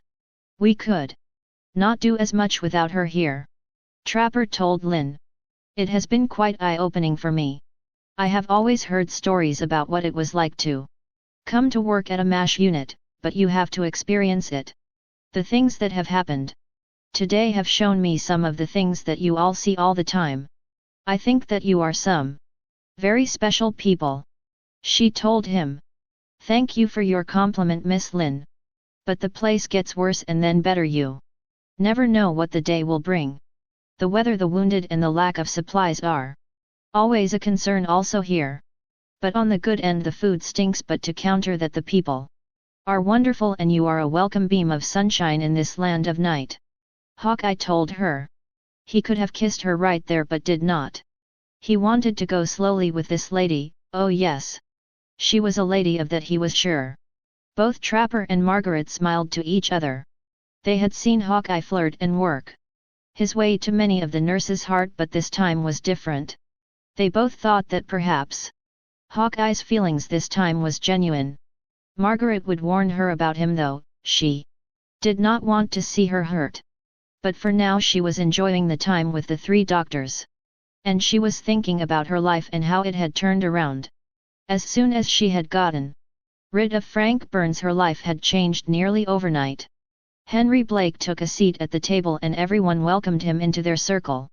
Even though he was the head of the unit, Henry had always been friendly and more than willing to socialize with the whole of the unit.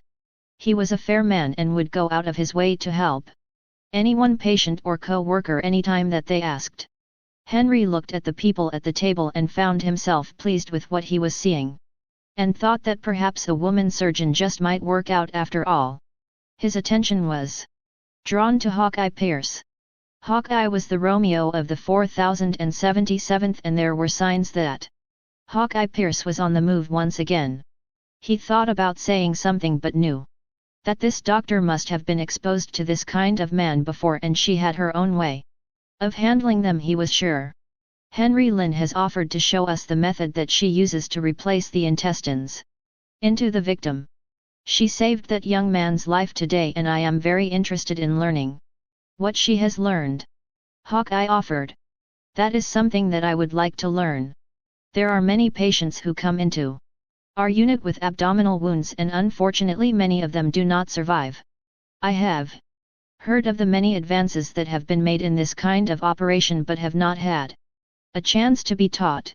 It is an advancement in medicine that is badly needed and I would like you to show us the methods that you use as soon as possible. How about right after we have finished our lunch? There is never a better time than the present, the colonel told the group.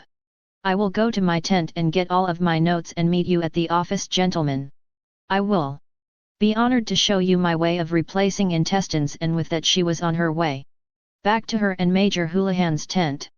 Colonel, if you do not mind, I would like to sit in and learn with you today.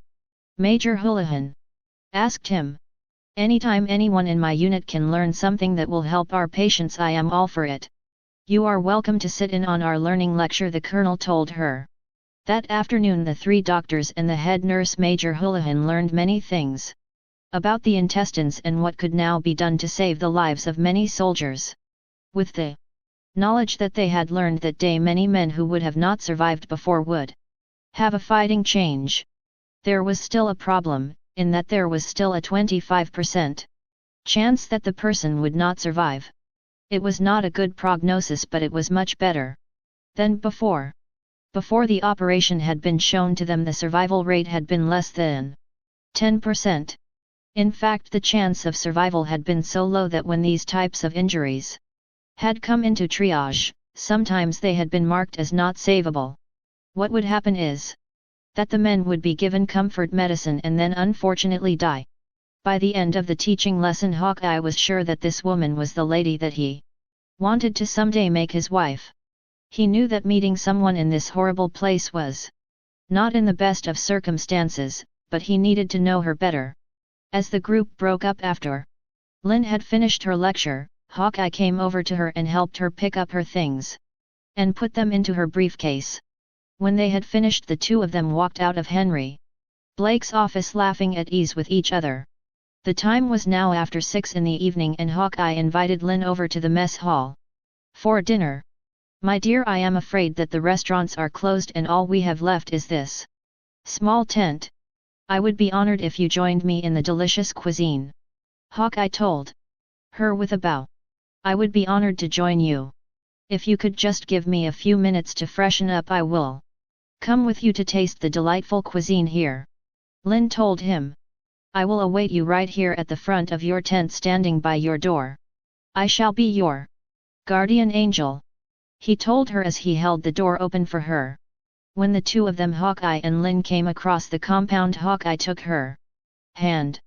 Lynn had taken his hand willingly and they walked closely over to the meal that was being served that night in the dirty old mess tent.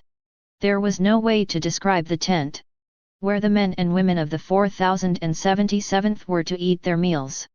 The floor was dirt and the fire that cooked the food was the only heat that the mess hall had. During the winter the hall was nearly freezing cold, and during the summer the smoke and heat from the fire made the hall almost too hot to tolerate. The food was served from large pots almost 2 feet tall with 18 inches to its diameter. Everything was served to people with a soup spoon. The runny, mashed potatoes and oatmeal were just two of the samples of the runny stuff that the people were supposed to eat. The eggs were not real and they were pasty tasting. Everything that should be hot was cold and everything that should be cold was hot. The food was barely edible. But Hawkeye had learned to make the best of it. He attacked the horrible food in the best way that he could by making jokes about it. Lynn looked at the man that they called Hawkeye. She could see by the questions that he had asked at their meeting that he truly was interested in her work. She had watched him in the operating room and had seen that his work was excellent and that his dedication was steadfast. He would not compromise on the care of his patients, and she knew that he would put his new skills to good use. "So Hawkeye, I was wondering, where are you from?" "I am from Maine." "Where are you from?" Hawkeye asked her. "I am from a small town in the western part of Massachusetts. We do not come from such a long way apart from each other. I studied in Boston and then went and joined the army when I heard of the horrors of the war and the badly needed personnel. The army has never been very fond of women surgeons, but I have been able to convince most of the people that a woman can be just as good as a man in the operating room. I obtained the rank of major just 3 months ago and am proud of my work," Lynn told him. "I do agree with you. You are what the army needs, neither woman or man. As for me, I had no choice to come here. I was drafted. I had only been a surgeon for a year when I got my draft notice. All that I have learned her almost entirely. Oh, in medical school I learned how and why, but here I unfortunately have learned the how to s from personal experience. I was a young man when I came here and am an old man, although I am but 33 now," Hawkeye told her with a serious look on his face. That day life was calm and everything was going as usual. Hawkeye and Trapper John had spent the afternoon studying the operation that Lynn had taught them, and were just starting to head out to see what was going on at the unit, when one of the locals came in begging for a doctor. His father had fallen from a great height and needed a doctor. Lynn had come out of her tent when she had heard the man and looked at the friends who were busy talking to the man. Hawkeye was telling the man that he would go with him to his home and do what they could to help his father. "I will go with you if you wish," Lynn offered them. "A woman doctor? Oh, 3 do not know," the man answered. "She is one of our best," Hawkeye promised him. And with that the 3 men headed out to the compound. It turned out that the man lived some near 5 miles away. It is not a long trip to the person in the United States, but here in the country of South Korea it is a place of danger and the ride has to be driven carefully. The roads were bare paths and very muddy. Anywhere they drove could be laden with mines also. The 3 people had to drive and watch for any signs. The ride took the 3 of them Nearly an hour. When they approached the man's home, a quiet little shack with a thatched roof, they got out of the jeep. Upon entering the shack, Lin noticed the dirt floor and the open fire that was roaring in the middle of the room. The shack was bare with just blankets that had been piled in one of the corners. The room did not actually have any corners as the hut was circular. In the room lay a man probably in his late 40s. He was awake but in obvious pain. Hawkeye and Lin went right over to the man and looked him over. The man had been seriously injured. He had a compound fracture of his left leg and probably a fractured wrist. He also might have a concussion. Hawkeye and Lin both realized that he needed to be taken to a hospital. The MASH unit was the closest thing near, but that was supposed to be used. It was military personnel. For just a second Lin hesitated, but not her friend Hawkeye. He and the other members of the man's family and Lin carried the man to the jeep. Lin knew that the ride would be very dangerous for the man. The ride was very rough and dangerous for a healthy person. For a man in his condition it was very dangerous, and there was a good possibility that he might not survive the ride. Lin and the other men put blankets all around the man, cushioning him the best they could. They tied him down with belts, and Lin and Hawkeye began the ride to the MASH hospital. As the three people drove toward the hospital, they could hear the nearby shots that were being fired in a field not too far away. Both of them knew that there would soon be incoming wounded. Also, how would Colonel Blake handle this situation, Lin thought. Just as the trio turned the corner, a group of men jumped out of the bushes. Hawkeye stopped the jeep immediately and tried to talk to the men. But the men wanted everything the men had, including the jeep. They, two surgeons, found themselves with nothing that they could do but comply. All of the robbers had loaded weapons, and they were sure that the men were more than willing to use it. So, Lin and Hawkeye got the man out of the jeep and watched as the jeep was driven the other direction. The three of them were now on a road riddled with danger, at least 3 miles from the MASH unit. Lin picked up one end of the stretcher and Hawkeye the other end and started the long walk back to the camp. They had no medical supplies, as the robbers had taken all the medicine and tools during the robbery. The thieves took the blankets that had been used to keep the man safe, also along with the belts that held him in. Carrying the man was very difficult and slow. Hawkeye and Lin could walk but 500 feet before they would have to stop and take a rest. The mud was up near to their knees at times, and the road was a rarely traveled one. There was little chance that a friend was going to show up on the road to give them a ride, and no one at the camp was going to miss them for some time. Each of the MASH people knew how dangerous the trip was and knew that something like this could take hours or even longer. They would not be missed until at least the next morning. And by then they would make it to the camp if nothing else happened. Lin figured that she and Hawkeye had made it about a half a mile when the rain started. It was a harsh rain. The rain came down like pellets. They had to get shelter. The road was no longer passable. Hawkeye and Lin took shelter under a grove of trees, and although they were still getting wet, it was drier. They had to keep their patient warm and as dry as possible, so they made the decision to place the man on Lin's sweater and Hawkeye's shirt and then cover the man with the stretcher.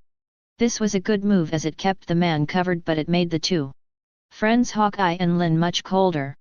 They had no dry wood or any way of lighting a fire, as the thieves took everything that they owned. The two doctors were in an unbelievable situation. They knew that these harsh rains could last anywhere from 20 minutes to all day long. They also knew that their patient had now slipped into unconsciousness and that the three of them were in extreme danger. They both looked desperately for some sort of vehicle that might venture down that road, but in this kind of storm they both knew that any person with common sense would be sitting someplace waiting for the storm to subside. As they stood there huddled under the tree, the two people could not believe their ears. They heard the sound of an approaching jeep. Hawkeye ran towards the road and waved his hands. He must have startled the driver, because the driver went into a spin and struck a nearby tree. Hawkeye and Lin ran to help the man who had been driving the jeep, and to their amazement, found that the same man who was driving the jeep was one of the men who had stolen their belongings and jeep. This was the jeep that they had been driving originally. How ironic, Lin thought. Both of the doctors checked the man behind the wheel. They both concurred that the man had been simply knocked out and that he would be all right. They lifted the man out from behind the wheel and placed him in the back of the jeep. They tied his hands with the belts that he had taken, and Hawkeye tried to start the jeep. Miraculously, the jeep started and appeared to have survived the crash with a large dent. The jeep now was going to have to take all 4 of the people back to camp. They were all wet, cold, and 2 were seriously injured. Lin and Hawkeye lifted the wounded man that they had originally been taking care of and placed him back on the stretcher. They lifted him carefully and slowly brought him to the jeep. Lifting the man was very difficult as there was no room in the jeep for all of them, and lifting the man into the jeep was heavy and slow. It was almost 45 minutes before the 2 doctors were able to get the man into the jeep in the pouring rain. The mud was now over their knees in some spots, and Hawkeye knew that they must leave then if they were not to get stuck in the mud.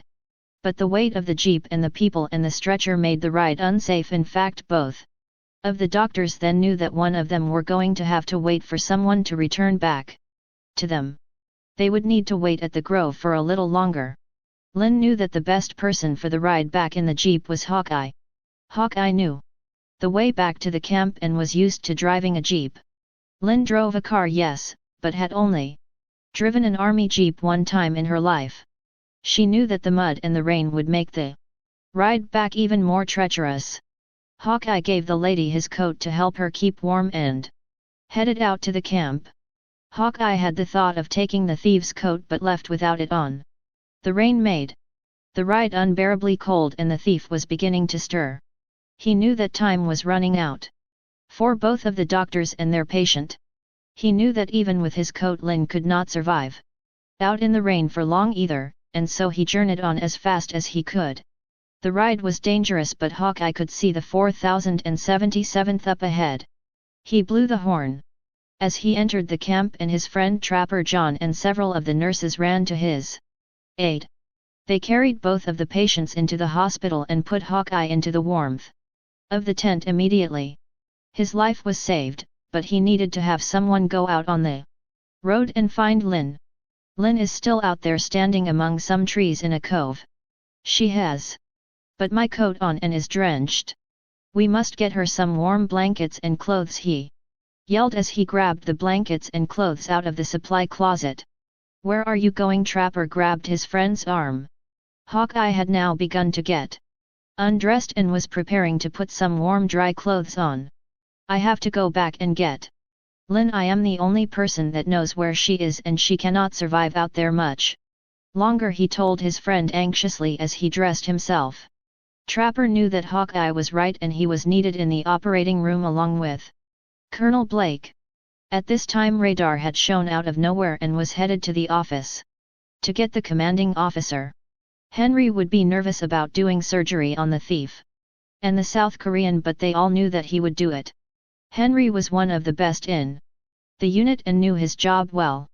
Hawkeye looked around the compound for someone who might want to go with him on this journey to find the lady doctor. He was surprised to find Margaret Houlihan already by the jeep with a surgical kit and clean and dry clothes in the jeep under a tarp. She also had 2 separate pieces of tarp that they could use for shelter should the jeep become stuck in the mud. She knew that was a real danger, and that the 3 of them had a long ride back to the camp. Major Houlihan smiled at Hawkeye Pierce as he got into the jeep with her and they began the long journey back to the grove where Lin was waiting for their return. She would be cold, hungry and scared. This was a serious test of the lady doctor's courage. The jeep twisted and turned and nearly tipped more than once, but within the hour they had arrived at the grove. There under the trees they found Lin. She had slept into a sleep that could have soon become death. Hawkeye and Margaret both rubbed the doctor hard and took all of her clothes off right there on the blankets that they had laid on the ground and built a fire. They had taken the tarp that Margaret had thought of bringing and were now in shelter with heat. This was the only way that they knew. That they could save Lin's life. She would not have survived the trip back to the camp. In the pouring rain, and they knew it.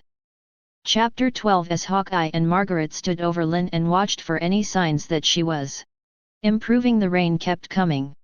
They were relatively warm and thought that Lin would wake up soon. Slowly Lin opened her eyes.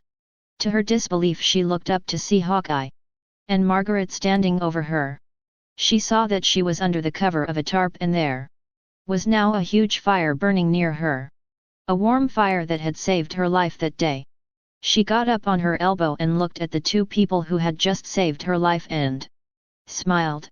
I do not know how to thank you. I knew that I was getting very tired and that soon I was going to slip into a deep sleep. You were not gone for more than an hour when I knew that I was going to die soon if you did not arrive soon. How can I ever thank you? You can thank us by getting better. Lie back and rest. The rain is finally starting to subside. And we will be on our way back to camp shortly. Hawkeye told her with a tender voice. He took her hand and kissed her softly on the forehead. Margaret had brought some bread for nutrition and some hot coffee. When she thought that Lin was feeling a little better, she gave her a few sips of the coffee and it seemed to perk her up a bit. By the time the rain had stopped, Lin was able to walk to the jeep with little assistance. But to their horror they found the jeep entrenched in the mud. They tried poles and pushed with everything that they had, but the jeep was stuck. They had two choices. One choice was that they would all stay at the tarp, 2 was they could try to make it back to camp together, or 3 one could go back to the camp and get help from some of the members of the MASH unit and pull the jeep out. Both Hawkeye and Margaret argued about what was to be done. Look, Hawkeye, you are weak from your ordeal already. I am strong and young and can make it back to the camp within the hour. I will bring help right back, I promise. It is but a journey of only about 3 miles. I know that the walkie-talkie that we brought is out of range, but it should reach the unit within the next mile. Let me go, Margaret demanded. It was then that both Lin and Hawkeye agreed to let Margaret head out until she could reach the MASH unit that they were all sure was listening intently for any sign of the party. But, just as Margaret started to walk toward the camp, they heard a jeep. Thinking that this could be anybody, they looked out worriedly. It was then that they recognized radar and a large group of people. The jeep was overfull, coming to their aid. When we saw that the rain had stopped and we did not hear from you, we all decided that it was time to come and find you, Radar told them. Within a moment the jeep was out of the mud and Lin was safe in the jeep once more. They men headed back to MASH 4077th. The ride took but 1/2 an hour, with the road getting better every foot of the way, and soon they were at the camp being hailed as heroes. The nurses took Lin and Hawkeye directly back into the hospital to be thoroughly examined.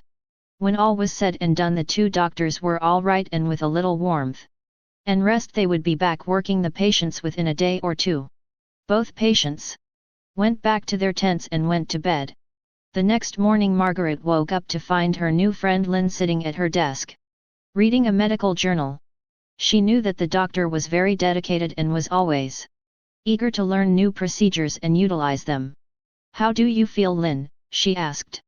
I find myself with a little cold and I am tired, but other than that I am okay. I wonder how Hawkeye is, she told her. The 2 women sat together for most of the morning looking over the different journals that Lin had brought to the camp. Margaret wanted to keep an eye on her new friend, as the trip yesterday had been very scary. But Lin had taken it all in stride and was getting better by the minute. They discussed some of the things that they had read and was surprised that the tent was now dark and they were going to need to turn the lights on. Margaret looked at her watch and told Lin, you need your nutrition too. You have rested most of the day.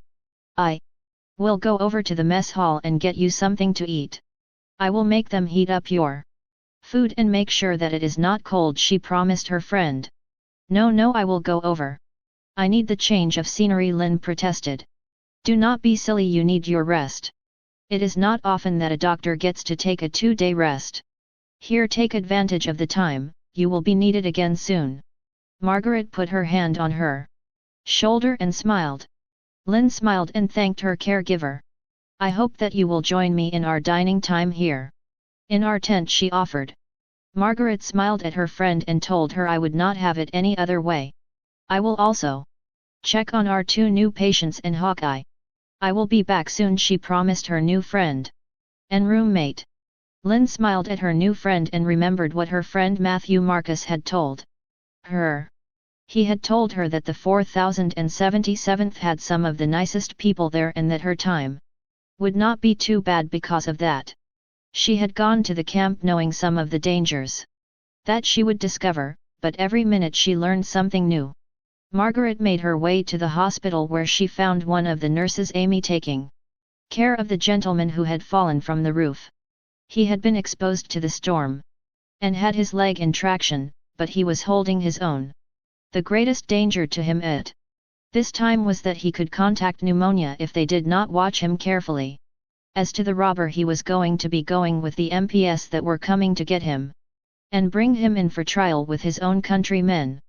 The country of South Korea was very harsh, and if found guilty, the man and his friends would spend many years in one of the notorious prisons. Margaret had felt that he belonged in an Ana-Icon prison, but that was not the agreement between the 2 countries, and the prisoners would be treated by the laws that governed their world. Satisfied that she was sure that both of the men were in good hands, Margaret made her way to the mess tent. She was surprised to find Hawkeye and Trapper sitting together at their regular table. I thought that you would be resting, Hawkeye. I would not let Lin leave the tent. I am going to bring our dinner to our tent, she told them. How is she? Hawkeye asked Margaret with sincere concern. She is all right, just a little tired. This will be the first real meal that she has had, and I am going to make sure that it tastes as good as it should. Margaret then turned and went over to the cook. Look, you might be able to force this slop down my throat, but I have a sick doctor that needs the food to look and taste less than what you call this stuff. Take this out back and warm it up and make some hot coffee, she yelled at him. The cook looked to the other men and got no sympathy, so he did as he was demanded and went out back to try and heat it up. He knew what the doctor had been through and how every one at the camp had been worried about her. Hawkeye looked at Margaret and thought how much she had changed for the better since Burns had not been around. He was wondering about Frank Burns too. He did not wish that kind of thing on anyone, not even Frank Burns. As if he was reading the minds of the people at the mess hall, Radar walked over to the mess tent at that time. He stopped at the table with Hawkeye, Trapper and Margaret and told them, I just got a call from the hospital where Frank Burns is staying. There has been little or no change in his condition and they are shipping him back to the States. It was sad news for the people at the desk. They all knew that the stress of being at the 4077th was hard on everyone. They also knew that Frank had showed signs of mental problems before. But they had always thought that it was just the way he was. Please send our deepest thoughts to Frank and his family, Margaret told Radar. Both of the doctors repeated what she had said and Radar left to get the message out. Frank had been cruel to Radar at times, but no one deserved this. His family would not be the same if the psychiatric hospital in the States could not help him. The 3 of them just sat there in silence until the cook brought them Lin and Margaret's meal. Margaret went back to her tent with their dinner heavy in thought. It was a terrible day and she did wish the best for Frank. She worried about him but knew that she did not love him. She just needed to let him go and get back to his own world. Colonel Blake was now facing the probability that Frank Burns would not be returning to the 4077th ever, and with heavy heart he wrote out his request for a permanent doctor. He knew that Lin had proved herself in the last few days. Perhaps she could become a permanent member of his team. He would ask, but was not sure what the army would decide. This is a miserable war. Nothing ever is enough. They always needed something. Perhaps the day was coming. There was talk of another ceasefire. It was the 10th, 11th attempt. He no longer knew, he had stopped counting. All he could do was hope. Margaret arrived at the tent to find Lynn still going over the medical books, and she smiled. And took her tray of food. I know that the food is not that good, but I made the cook go out in the back and warm it up today. He did it for you and wishes you a speedy recovery, she told her friend. Hawkeye had been up long enough. He would have liked to go over to Lynn's tent and see her, but he knew that both she and he needed their rest and there would be other days. With Frank gone permanently, Lynn would be needed for a while longer. No doctor had ever been replaced quickly. She would be lucky if she was gone in 3 months. With that he went back to the swamp to take a nap. The rest of the day was uneventful at the MASH. Their 2-star patients were beginning to show signs of improvement, and the man who had fallen's wife came to the camp to see her husband. She bowed over and over to Lynn and Hawkeye and wanted to pay for their services. She had no money, but she would clean, do their laundry, anything. Lynn had never dealt with this before, but Hawkeye knew what the woman was thinking. Hawkeye took the lady by the shoulders and smiled. Thank you, please, my swamp and the lady doctor's tent are in desperate need of a cleaning. If you clean our homes, your bill will be paid with honor. The lady bowed down and smiled at the 2 doctors. Thank you, she said as she headed to the swamp first. She was honored to clean such an important home. But such a mess, the doctors must be very busy. She cleaned everything from the top to the bottom, even cleaning the still that was desperate for a good cleaning. As she left the tent, she found Hawkeye and bowed. Thank you, I have finished cleaning your home. I go now to Dr. Greenwald and the lady nurse's tent, she told them with another bow. The lady's tent was much different from the other tent. Everything was neatly put away. And she finished cleaning it in under an hour. She would make these lovely women a Korean dish that night when she got home. But tomorrow was to be another day for celebrating. Father Mulcahy was coming back from being at the church on business for the past 10 days. The camp had not been the same without him there, and perhaps he had some word about more money for the orphanage and other programs that had been designed to help the people of the local towns. The money that the orphanage now made off of their land had helped immensely. However, there were now twice as many orphans as there had been, and they did need money once in a while just to tide them over to the next payment the MASH unit would give them to use the land. At this time MASH had paid their rent already 6 months in advance, and Colonel Blake worried about an audit every time that an officer showed up unannounced at his unit. Chapter 13. As expected, the father arrived back at the unit just short of 11 am, and he was met by a large group of fellow MASH members. He was one of the favorite people who were stationed there, and everyone was glad to have him back. They had a lot to tell them, but that would wait. Everyone helped to bring his things into his tent, and then Hawkeye and Trapper took a seat. How was your trip? Did you have any luck with the church acquiring a little extra money for the people of the local towns? Trapper asked him. I did have some success on my trip. I have enough money to run the orphanage for about 3 months. I am afraid that the orphans will be a little short on cash once again. The church also gave me clothing and blankets and 3 cords of wood for their heat, he told them some. What sadly. But God will provide for the rest, I am sure. Well, we must take the things over to the sisters so that she can give out all of the new things. It will be like Christmas to the children. We must go over there with smiles and fun for the children. They should not have to worry about the money that they will not have in the next 3 months. There has been a couple of changes here too since you left. I think that you will find the changes interesting. Hawkeye told him as he winked at his friend, Trapper John. The father did not miss the grins on the men's faces and wondered what the 2 of them had been up to.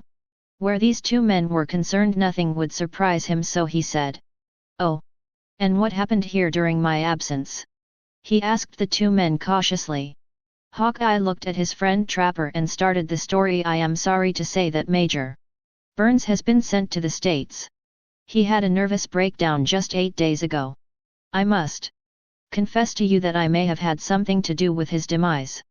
We had 2 visitors come to the company to write a story about us and take pictures.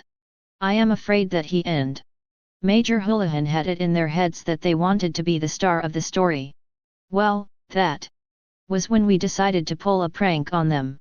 After the prank, Margaret broke up with him, and he had a nervous breakdown. The father was sure that there was much more to the story, but he did not want to hear all. That had happened just 5 minutes after his arrival back. Well, I am sorry to hear about what has happened to Major Burns. I will pray for him, he told them with a solemn face. He had seen such things too many times. For every injured body Father Mulcahy had seen since he had first arrived, there was an injured mind. He had heard stories of men who had come back from battle who suffered nightmares and jumped at the smallest sound for years after they had left the battlefield. Too many men had left to go to a psychiatric hospital. It was so sad. Hawkeye and Trapper John sat there and let the things set in that they had just told the father. And then Hawkeye spoke once again. However, with all the bad things that have happened, there has been a bright sky that has come to stay at the 4077th. We have a new doctor, a Dr. Greenwald. The doctor is very efficient and helped me out just 2 days ago with an injured local man. It is because of the doctor's skills that the man is going to be all right. Father Mulcahy smiled and told them, I am glad that you have been able to find someone to take over for Frank Burns. I know that you thought that his skills as a surgeon were not that good, but a doctor is a tough commodity for one to come up with in this horrible war, he said, with a shake of his head. Trapper looked at Hawkeye and told him, I think that you should know something about this new doctor. The doctor is good and has won the admiration of everyone here at the MASH 4077th, but the fact is she is a woman, he told the priest. Father Mulcahy was surprised with such news. He had always thought that no women were allowed to practice at a mobile hospital, but times were changing. Is she staying in Major Houlihan's tent? He asked, not being able to think of anything else to say. Yes, she is. One other thing, Margaret Houlihan is like another person now that Frank Burns has left us. She is a much friendlier person and is beginning to be well liked by all of the nurses. She eats with us and is becoming good friends with the lady doctor. We call her Lynn. I look forward to meeting her. She seems like she has won the heart of you two also. That is a good thing. Life goes on no matter what happens. If you do not mind, I would like to get going to the orphanage in a few minutes. Are you available? The father asked them. Yes, Lynn has told that she would like to go over and see the orphanage. She loves children and would like to help them out when she can. Hawkeye told him. Well, go ahead over there and ask her if she would like to go over there now, if she does not mind. Hawkeye walked over to Lynn and Margaret's tent and knocked on the door. Lynn was the one that answered the door. I have one Father Mulcahy who has a jeep full of things for the orphanage outside, and he would like to know if you would like to go with us over to bring the things to the children. Hawkeye told her with a smile. The doctor grabbed her hat and followed Hawkeye to a jeep that was parked just outside of the mess hall. It was filled with what looked like blankets and clothes, and even had a few toys for the children in it also. She looked at the things in the jeep and wondered what the children were like. Most of the clothes had been donated by people who were in the United States, and many of the items looked like they were brand new. Lynn looked up and saw Father Mulcahy walking toward the jeep. He was a good-looking man with blonde hair and glasses. He had a kind face and smiled warmly at her as he and she was introduced to each other. I have heard nothing but good things about you, Lynn. I think that you will find the orphanage a poor place, but the children are loved and well fed. They also have a great yard for them to play in. It is one of the nicest places that I go to here in Korea, the father told her with a genuine smile. With that, the three of them headed to the orphanage. The orphanage was very close to the camp, maybe 3 miles away. It contained 2 larger buildings. One was a church that was used for school and a place to eat also. The other building was used to house the students as they slept. There were beds for up to 75 children, and most of the beds were currently in use. The orphanage was almost full. As the jeep arrived at the compound, children came running up to it laughing and calling to the two men that they knew well. They looked at the new lady and had lots of questions for her. Most of the boys were shocked to hear that there was such a thing as a woman doctor, while the girls tended to look to her with pride. But they were all excited to see all of the new things that their two buddies from America had brought them. Sister Mary and Teresa came over and thanked the three of them over and over. "I do not know what we would do without you. Thank you. Okay kids, let's bring the new things into the church so we can see what we have. How do you do? My name is Sister Mary and this lady next to me is Sister Teresa. It is an honor to meet the famous lady doctor," she told them. "I do not think of myself as very famous." Lin laughed. "I am just like any other doctor. And I wish to be treated as such," she told the sisters with a smile. The 5 adults carried all of the things with the help of most of the children to the church. The children all jumped with joy as they each received something from the boxes that had been chosen for them by the sisters. Somehow or another the sisters managed to find some thing special for each and every one of them here in this small inlet in the middle of a war in South Korea. Lin spent the day with the children and watched as her friend Hawkeye took each one of them in his arms and played. They played until the darkness swept into the woods like a silent snake. 1 second it would be light and then the darkness would come. With the darkness would come the dangers, and the 3 men knew that they were going to have to leave. Each of the 3 people gave each and every child a hug goodbye and promised that they would return to see them in a short time. They made sure that each of them knew that they needed to study hard and obey the sisters. Each one of them promised that they would do such things. They all knew how lucky they were to be in the orphanage. Most of them had spent many weeks on the street as beggars before being found and brought there. Lin took one last look at the orphanage as she turned her head to wave to the youngsters. As they waved goodbye until the jeep disappeared completely, Lin felt good about what she had just seen and felt that the children were as safe as they could be in this horrible war. She knew that danger lurked everywhere, but perhaps the children would be spared most of the horrors that were going on around them. When they arrived back at the 4077th, it was dinner time. The mess hall was busy with the people of the unit eating their meals. Mealtime, although either too hot or too cold at night, was usually the highlight of the day. It was the time that friends could meet with each other and talk about their day together, or talk about family. As usual, the mess hall was loud but happy, and everyone came over and welcomed the father back. Lin could see that this kind man that she had just spent the day with was well liked. People liked him and she also liked him. He was a good addition to the 4077th community.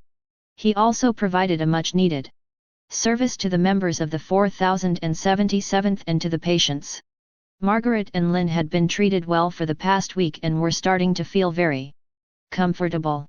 Margaret Houlihan was beginning to feel much more comfortable without Frank. He had been a large part of her life for so long, such a negative influence. She had needed someone at that point in her life and he had taken advantage of her. She made up her mind that she will never get into that situation again. As Hawkeye and Lin left the mess hall together, Hawkeye took her to the side and started to walk up and down the path. The camp looked strange in the dark. The flickering lights in the tents and the smells of the mess hall mixed with the odor of wood burning in the stoves made for a strange combination. You could hear the people talking, some in their tents, some going to the showers, some just walking around together. It was a busy place even when there was nothing going on bad as far as wounded or anything at this time. They walked slowly and spoke to each and everyone who they came upon. Hawkeye knew them all by name. Lin felt bad because she had yet to learn all the names of the men and women there at the camp. She knew that it was going to be only a matter of time before she knew each and every one of them, and so she relaxed, enjoying her time with Hawkeye. Lin had never had many dates or lovers. She had always been too busy with her medical school and then residency. She was always too busy working 12 hours a day. It seemed strange that she had met a man from Crabapple Cove, Maine, when she had once lived so close to Maine in Greenfield, Massachusetts. They were both from small towns and had both gone to small high schools. She had been a cheerleader and he had been on the football team. If they had lived in the same town when they were children, she was sure that they would have been the best of. Here they were 5,000 plus miles from home, and fate had brought the two of them together. Hawkeye took her to a spot where he had taken many nurses. It was a quiet little cove of trees, and the men had made a small bench for the couples to sit on. It was a nice place to keep their eyes on the stars and to enjoy the sky. It was getting chilly out, but it was not too cold to spend a little time together in private. Lynn took a seat on the bench and Hawkeye took a seat next to her. He looked into her eyes and felt as if they were deep pools of wonder. His whole body shivered as he felt her body up against his in an embrace. He reached over and gently kissed her, and she accepted his kiss. He too submitted, and the kisses went down her neck and down to her hand. He wanted to kiss everything but knew that he had gone far enough. Lynn looked at Hawkeye and wanted to feel his lips, and as their mouth met, her heart melted there in the cold wintry air of South Korea. He kissed her neck and cheek and actually kissed her arm right down to the hand. She had to put a stop to him then, for the love-making was going too fast and they both knew it. They sat back on the bench and Hawkeye put his arm around her. She shivered a little, and so he pulled his jacket around the two of them. His jacket was army issue and was nearly 2 sizes too big for him anyways. Lynn was so small that if the two of them had sat together any closer they could have both fit into his jacket. As he was thinking about them both fitting into his jacket, he gave out a laugh. He kissed her fondly on the top of her head and said, "You have stolen my heart, my dear. I am afraid that I am not responsible for what happens when I am around you. Oh Hawkeye, you are such a joker. We have hardly known each other for more than a week. It is impossible to fall in love that quickly. Is that what you tell all the girls?" Lynn asked. Hawkeye did not want to admit that he had told some of the nurses the same thing. But he had never been serious when he told them that. Tonight he was serious. He did think that he had fallen in love and did not know what to do about it. "I may have said it once or twice, but never to someone as beautiful and smart as you," he told her. She thought of what he was saying and could not help but think that her feelings were real, and that once again it was strange that this war had brought them together. Had it not been for the police action here in Korea, they may have never met. There was an unwritten rule about that bench, and that was that no one should use the bench for over half an hour. It was one of the few spots in the camp that a couple could go and have some privacy, and on a night like this there could be a long line of prospective lovers all waiting for their turn to use the bench. Chapped Hawkeye looked at Lynn and told her, "I think that we have used the bench long enough this night. I am sure that there is a long line of people waiting to use the bench themselves. After all, this is the only bench that we have here. We will come back again," he told her, and took both her hands and then took her into her arms for one long lingering kiss. The two of them had to come up for air and walked back to their tents hand in hand once again. The next few days were filled with the normal everyday life that one would expect in the MASH unit. They got their supplies once again. The blood came, and it was short of the supplies that were needed, and the weather was getting colder. Soon the snow would blanket the land, and the trees would pick up their sparkles of white. The road inside of the compound would be heavily traveled winter or summer and would remain dirt and muddy. To look at that dirt road, with the ruts from all of the jeeps and ambulances that had come through for the past 3 or so years had left behind. The tents would be closed up the best that they could get them, and the mess tent would be cold and drafty because of the constant opening and closing of the doors. The place was going to get even a more difficult place for them to live. They had received an extra set of blankets to help them with the long cold nights, and the army had now given them winter pajamas. Everyone there had heavy robes and slippers with socks because they knew what the winters were like. Colonel Blake had been contacting Army headquarters every week for the past month and had finally heard from them. Lin would not be staying at the 4077th. There was to be a new doctor arriving on Monday. His name was Major Charles Emerson Winchester III. Colonel Blake had read his personal report and had found it to be quite impressive. It was now his job to let Lin that she was going to be going back to the main hospital. Although the main hospital was just 30 miles away, it was a lifetime away from the MASH 4077th, and it was more likely than not once she left the unit they would not see her anymore. Colonel Blake went to get Radar when Radar said that he had just sent one of the other men to see Lin and that she would be here at his office shortly. Dan Myers had been a friend to most of the people who had come and gone at the 4077th. There were those that he really liked and those that he did not like as much, but he had never met anyone who he did not like at all. He felt sorry for Lin. He knew that she and Hawkeye Pierce were close and she had been such an asset to the company. He was walking toward the lady doctor's tent when he heard the familiar laugh of both Hawkeye and Lin. They were walking together once more hand in hand, and he thought that they might be falling in love. He then smiled and went over to them. Lin, Colonel Blake sent me to come and get you. He would like to have you come to the office right away. The two of them looked at each other. The words did not have to be spoken, they both knew what had happened. Colonel Blake had found out who was going to be the new doctor, and he wanted to let her know that she would be leaving the 4077th soon. After all, she was of more use to the army as a teacher than being here at the 4077th. Hawkeye took her by the arm and told her, I would be honored to go with you to see Henry. Thank you. Maybe we can convince him to talk to someone about me staying here. No, that will not work. We both knew that this was not a permanent position. I belong at the hospital, teaching as I help others who have been injured here.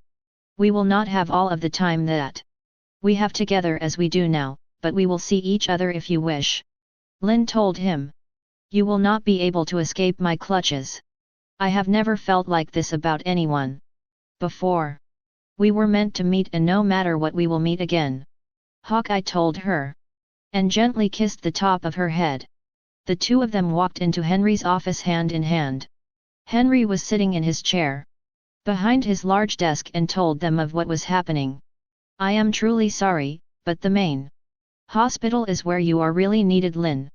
We are just a patch and ship unit, and you are the doctor that will finish our work. The two of us make a good pair. I wish that we could have kept you and hope that you come to see us once in a while. Henry told them. Do not worry, you will not get rid of me that easy. I will be coming back to visit whenever it is possible. The people of this unit have touched my soul, not only my heart. Lin told him. Margaret was heartbroken that once again she would be alone in her tent and that her friend was going to be leaving in just 3 days. This war was so unfair. Just about the time you got to know and trust someone, they would be taken away from you. She must go and tell the nurses. They needed to give her a surprise party. With that, she headed over to the nurses' tents. When she arrived at the tent, she knocked first out of respect. It was something that she had not done before when she was with Major Burns, and many times she had opened the doors to the screams of the ladies who were in various states of undress. This time the door was opened by one of her friends, Donna. She was welcomed in, so she asked that if she could have their attention for a few minutes. The ladies stopped and went to the center of the room, as if they were going to be inspected. No, this is nothing official. I have something that I want to say to you and ask if anyone is interested in my idea, she told the crew. Her friend Amy told her, take a seat. What is on your mind? She asked. I have just been told that our lady doctor will be leaving on Monday. We will be getting a new doctor on that day, Margaret told the group. Oh no, that is not fair, the group called out. I know it is not fair, but she is needed at the main hospital where surgery does not have to be done quickly. She is a teacher and a good one. She taught Trapper Hawkeye and Henry a new procedure the first day that she came. She has been a ray of sunshine in a land of the hopeless. That is why I would like to throw her a surprise party. Margaret told the group. Oh, that sounds like such a good idea. We can make her a cake and have our little band that we use for dances play special for her. There is no one at this unit that has not been touched by her. She is one of the nicest and one of the best doctors I have ever met. Donna chimed in. All of the nurses had ideas and were well into making the plans when the call came out. There was going to be incoming wounded. Margaret thought to herself as she headed into surgery that she would tell Hawkeye and ask him to keep Lynn busy while they fixed up the mess hall. She would speak to him after all the work was done. If they were going to get the party done before Lynn left, they would have to have the party the next night. It was short notice, but that is how it was sometimes here at the MASH 4077th. This had been a bad conflict, and the blood and the bodies of the destroyed young men kept coming. So many of the young men arrived dead or too near to death for the nurses and doctors to help them. It was a terrible night. The patients were so many that they had to be kept outside, waiting for an operating table. The nurses put up a tarp, but the men were still outside with no heat and just the blankets that they had to offer. It was a very bad night for the 4077th, and the blood was running short too. Radar kept on the radio and managed to get some blood, but the nurses were not sure if it would be enough. So back to the orderlies for blood once again. Only a few could still give blood, they were running dry. Everyone at the camp worked that night until way after 2 am. Everyone was tired, but Margaret saw Hawkeye by the drug cabinet and took the chance. We would like to give Lynn a small party tomorrow night. But we need someone to keep her busy while we decorate the hall. Do you think that you can do that for us? She asked. At your service, madam. I will be glad to keep her busy, and thank you for you and your nurse's thoughts. Lynn will appreciate it, I am sure. Hawkeye told her with a smile. Lynn came over and smiled at the two of them. It has been quite a night, but I think that I am going to miss these nights. The people work together here so well. It is like each one of you know what the other is thinking. Well, we are going to miss you and do hope that we will see you again often. This unit will not be the same without you, Margaret told her. Hawkeye put his arms around the woman that he truly cared for and said, you have been my lifeline ever since you arrived here. I will be empty without you. If you do not come to us at least once in a while, my life will be empty. And with that he kissed the top of her head once again, and they walked out of the hospital together. Chapter 15. The next day Margaret got up early, even though she had been up until 3 the night before, and walked over to the mess hall. She spoke to the cook and he agreed wholeheartedly to make Lynn a cake for that evening. He would also help with the setting up of the mess hall. He thought that Lynn was one of the best things that had happened there at the unit. Lynn woke up at 10 the next morning and was surprised to find that Margaret had already gotten up and left. I must have been tired. I did not even hear her leave, she thought to herself. But she needed a cup of coffee and walked over to the mess. It was sad to think that in a few days this would not be her mess, and that from Monday on she would be a visitor here, not a member of the unit. She had been there just 6 weeks and it seemed as though she had just arrived. Hawkeye, she really liked him, she even had thought that she might be in love with him. She had never had the chance to think that way. All she knew was that she was going to miss the MASH 4077th, but she was really going to miss one of its doctors, Hawkeye Pierce. As she walked into the mess tent, she saw Hawkeye over in the corner talking to one of the nurses. He was pouring himself a cup of coffee. He turned and smiled at her as she walked on over to him. Just a ping of jealousy, just a ping, but she did feel it. Oh, what kind of woman am I becoming? Hawkeye and that nurse were just talking. He belonged to no one as she belonged to no one also. She had no right to think anything, so she put it aside. That evening Henry gave Hawkeye full use of the office on some kind of something that Hawkeye was going to have to come up with.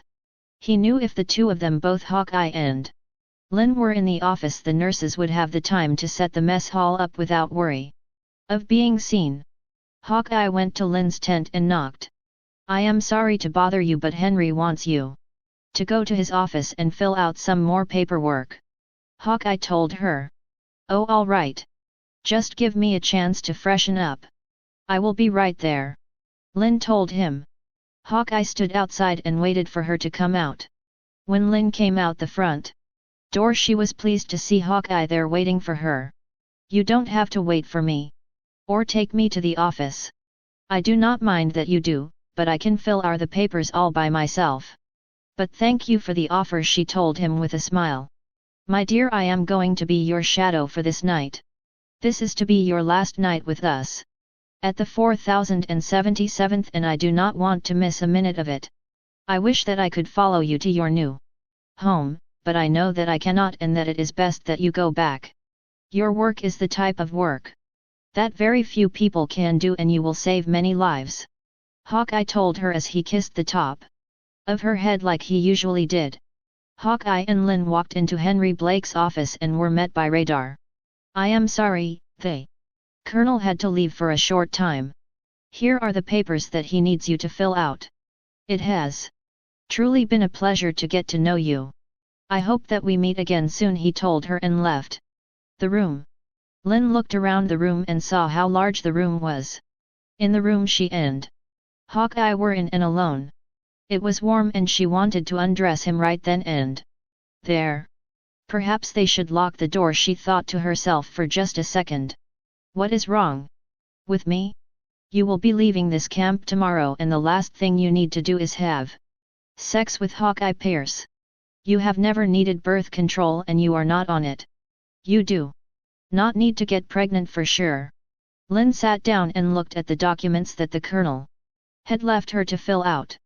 They were all forms that she was sure was not necessary for her to leave. But if the Colonel says fill them out, she would. Both Hawkeye and Lin spent the next hour filling out all of the forms, and when they were finally all filled out, Lin sat back and stretched. She was tired from the huge job of filling everything out in triplicate and was finally done. Hawkeye looked at Lin and smiled. They still had half an hour before he was supposed to bring Lin to the mess hall, so he had to think fast. "You know, it is not often in this wintry Korea weather that a man and woman get to spend some time in a heated room. I know that this is to be our last night together for some time, so I would like to spend that time with you for a while, if you do not mind," he told her as he reached down to kiss her very tenderly. The kiss lasted for a few minutes and the two of them found themselves nearly gasping for breath. Lin wanted to stay there in the room with the man that she had fallen in love with and put her head on his shoulders. She knew that their time was running out and that soon they would only be able to see each other once in a while. The two lovers stayed in the warm office for about a half an hour, and then Hawkeye told her that he thought it was time for them to leave. He did not want to have Henry find them still in the office, is what he told her. Lin picked up her things and started out the door with Hawkeye. Hawkeye had been watching the people at the tent and had seen the signal that they were ready. "Lin, I was thinking about stopping at the mess hall and getting a cup of coffee.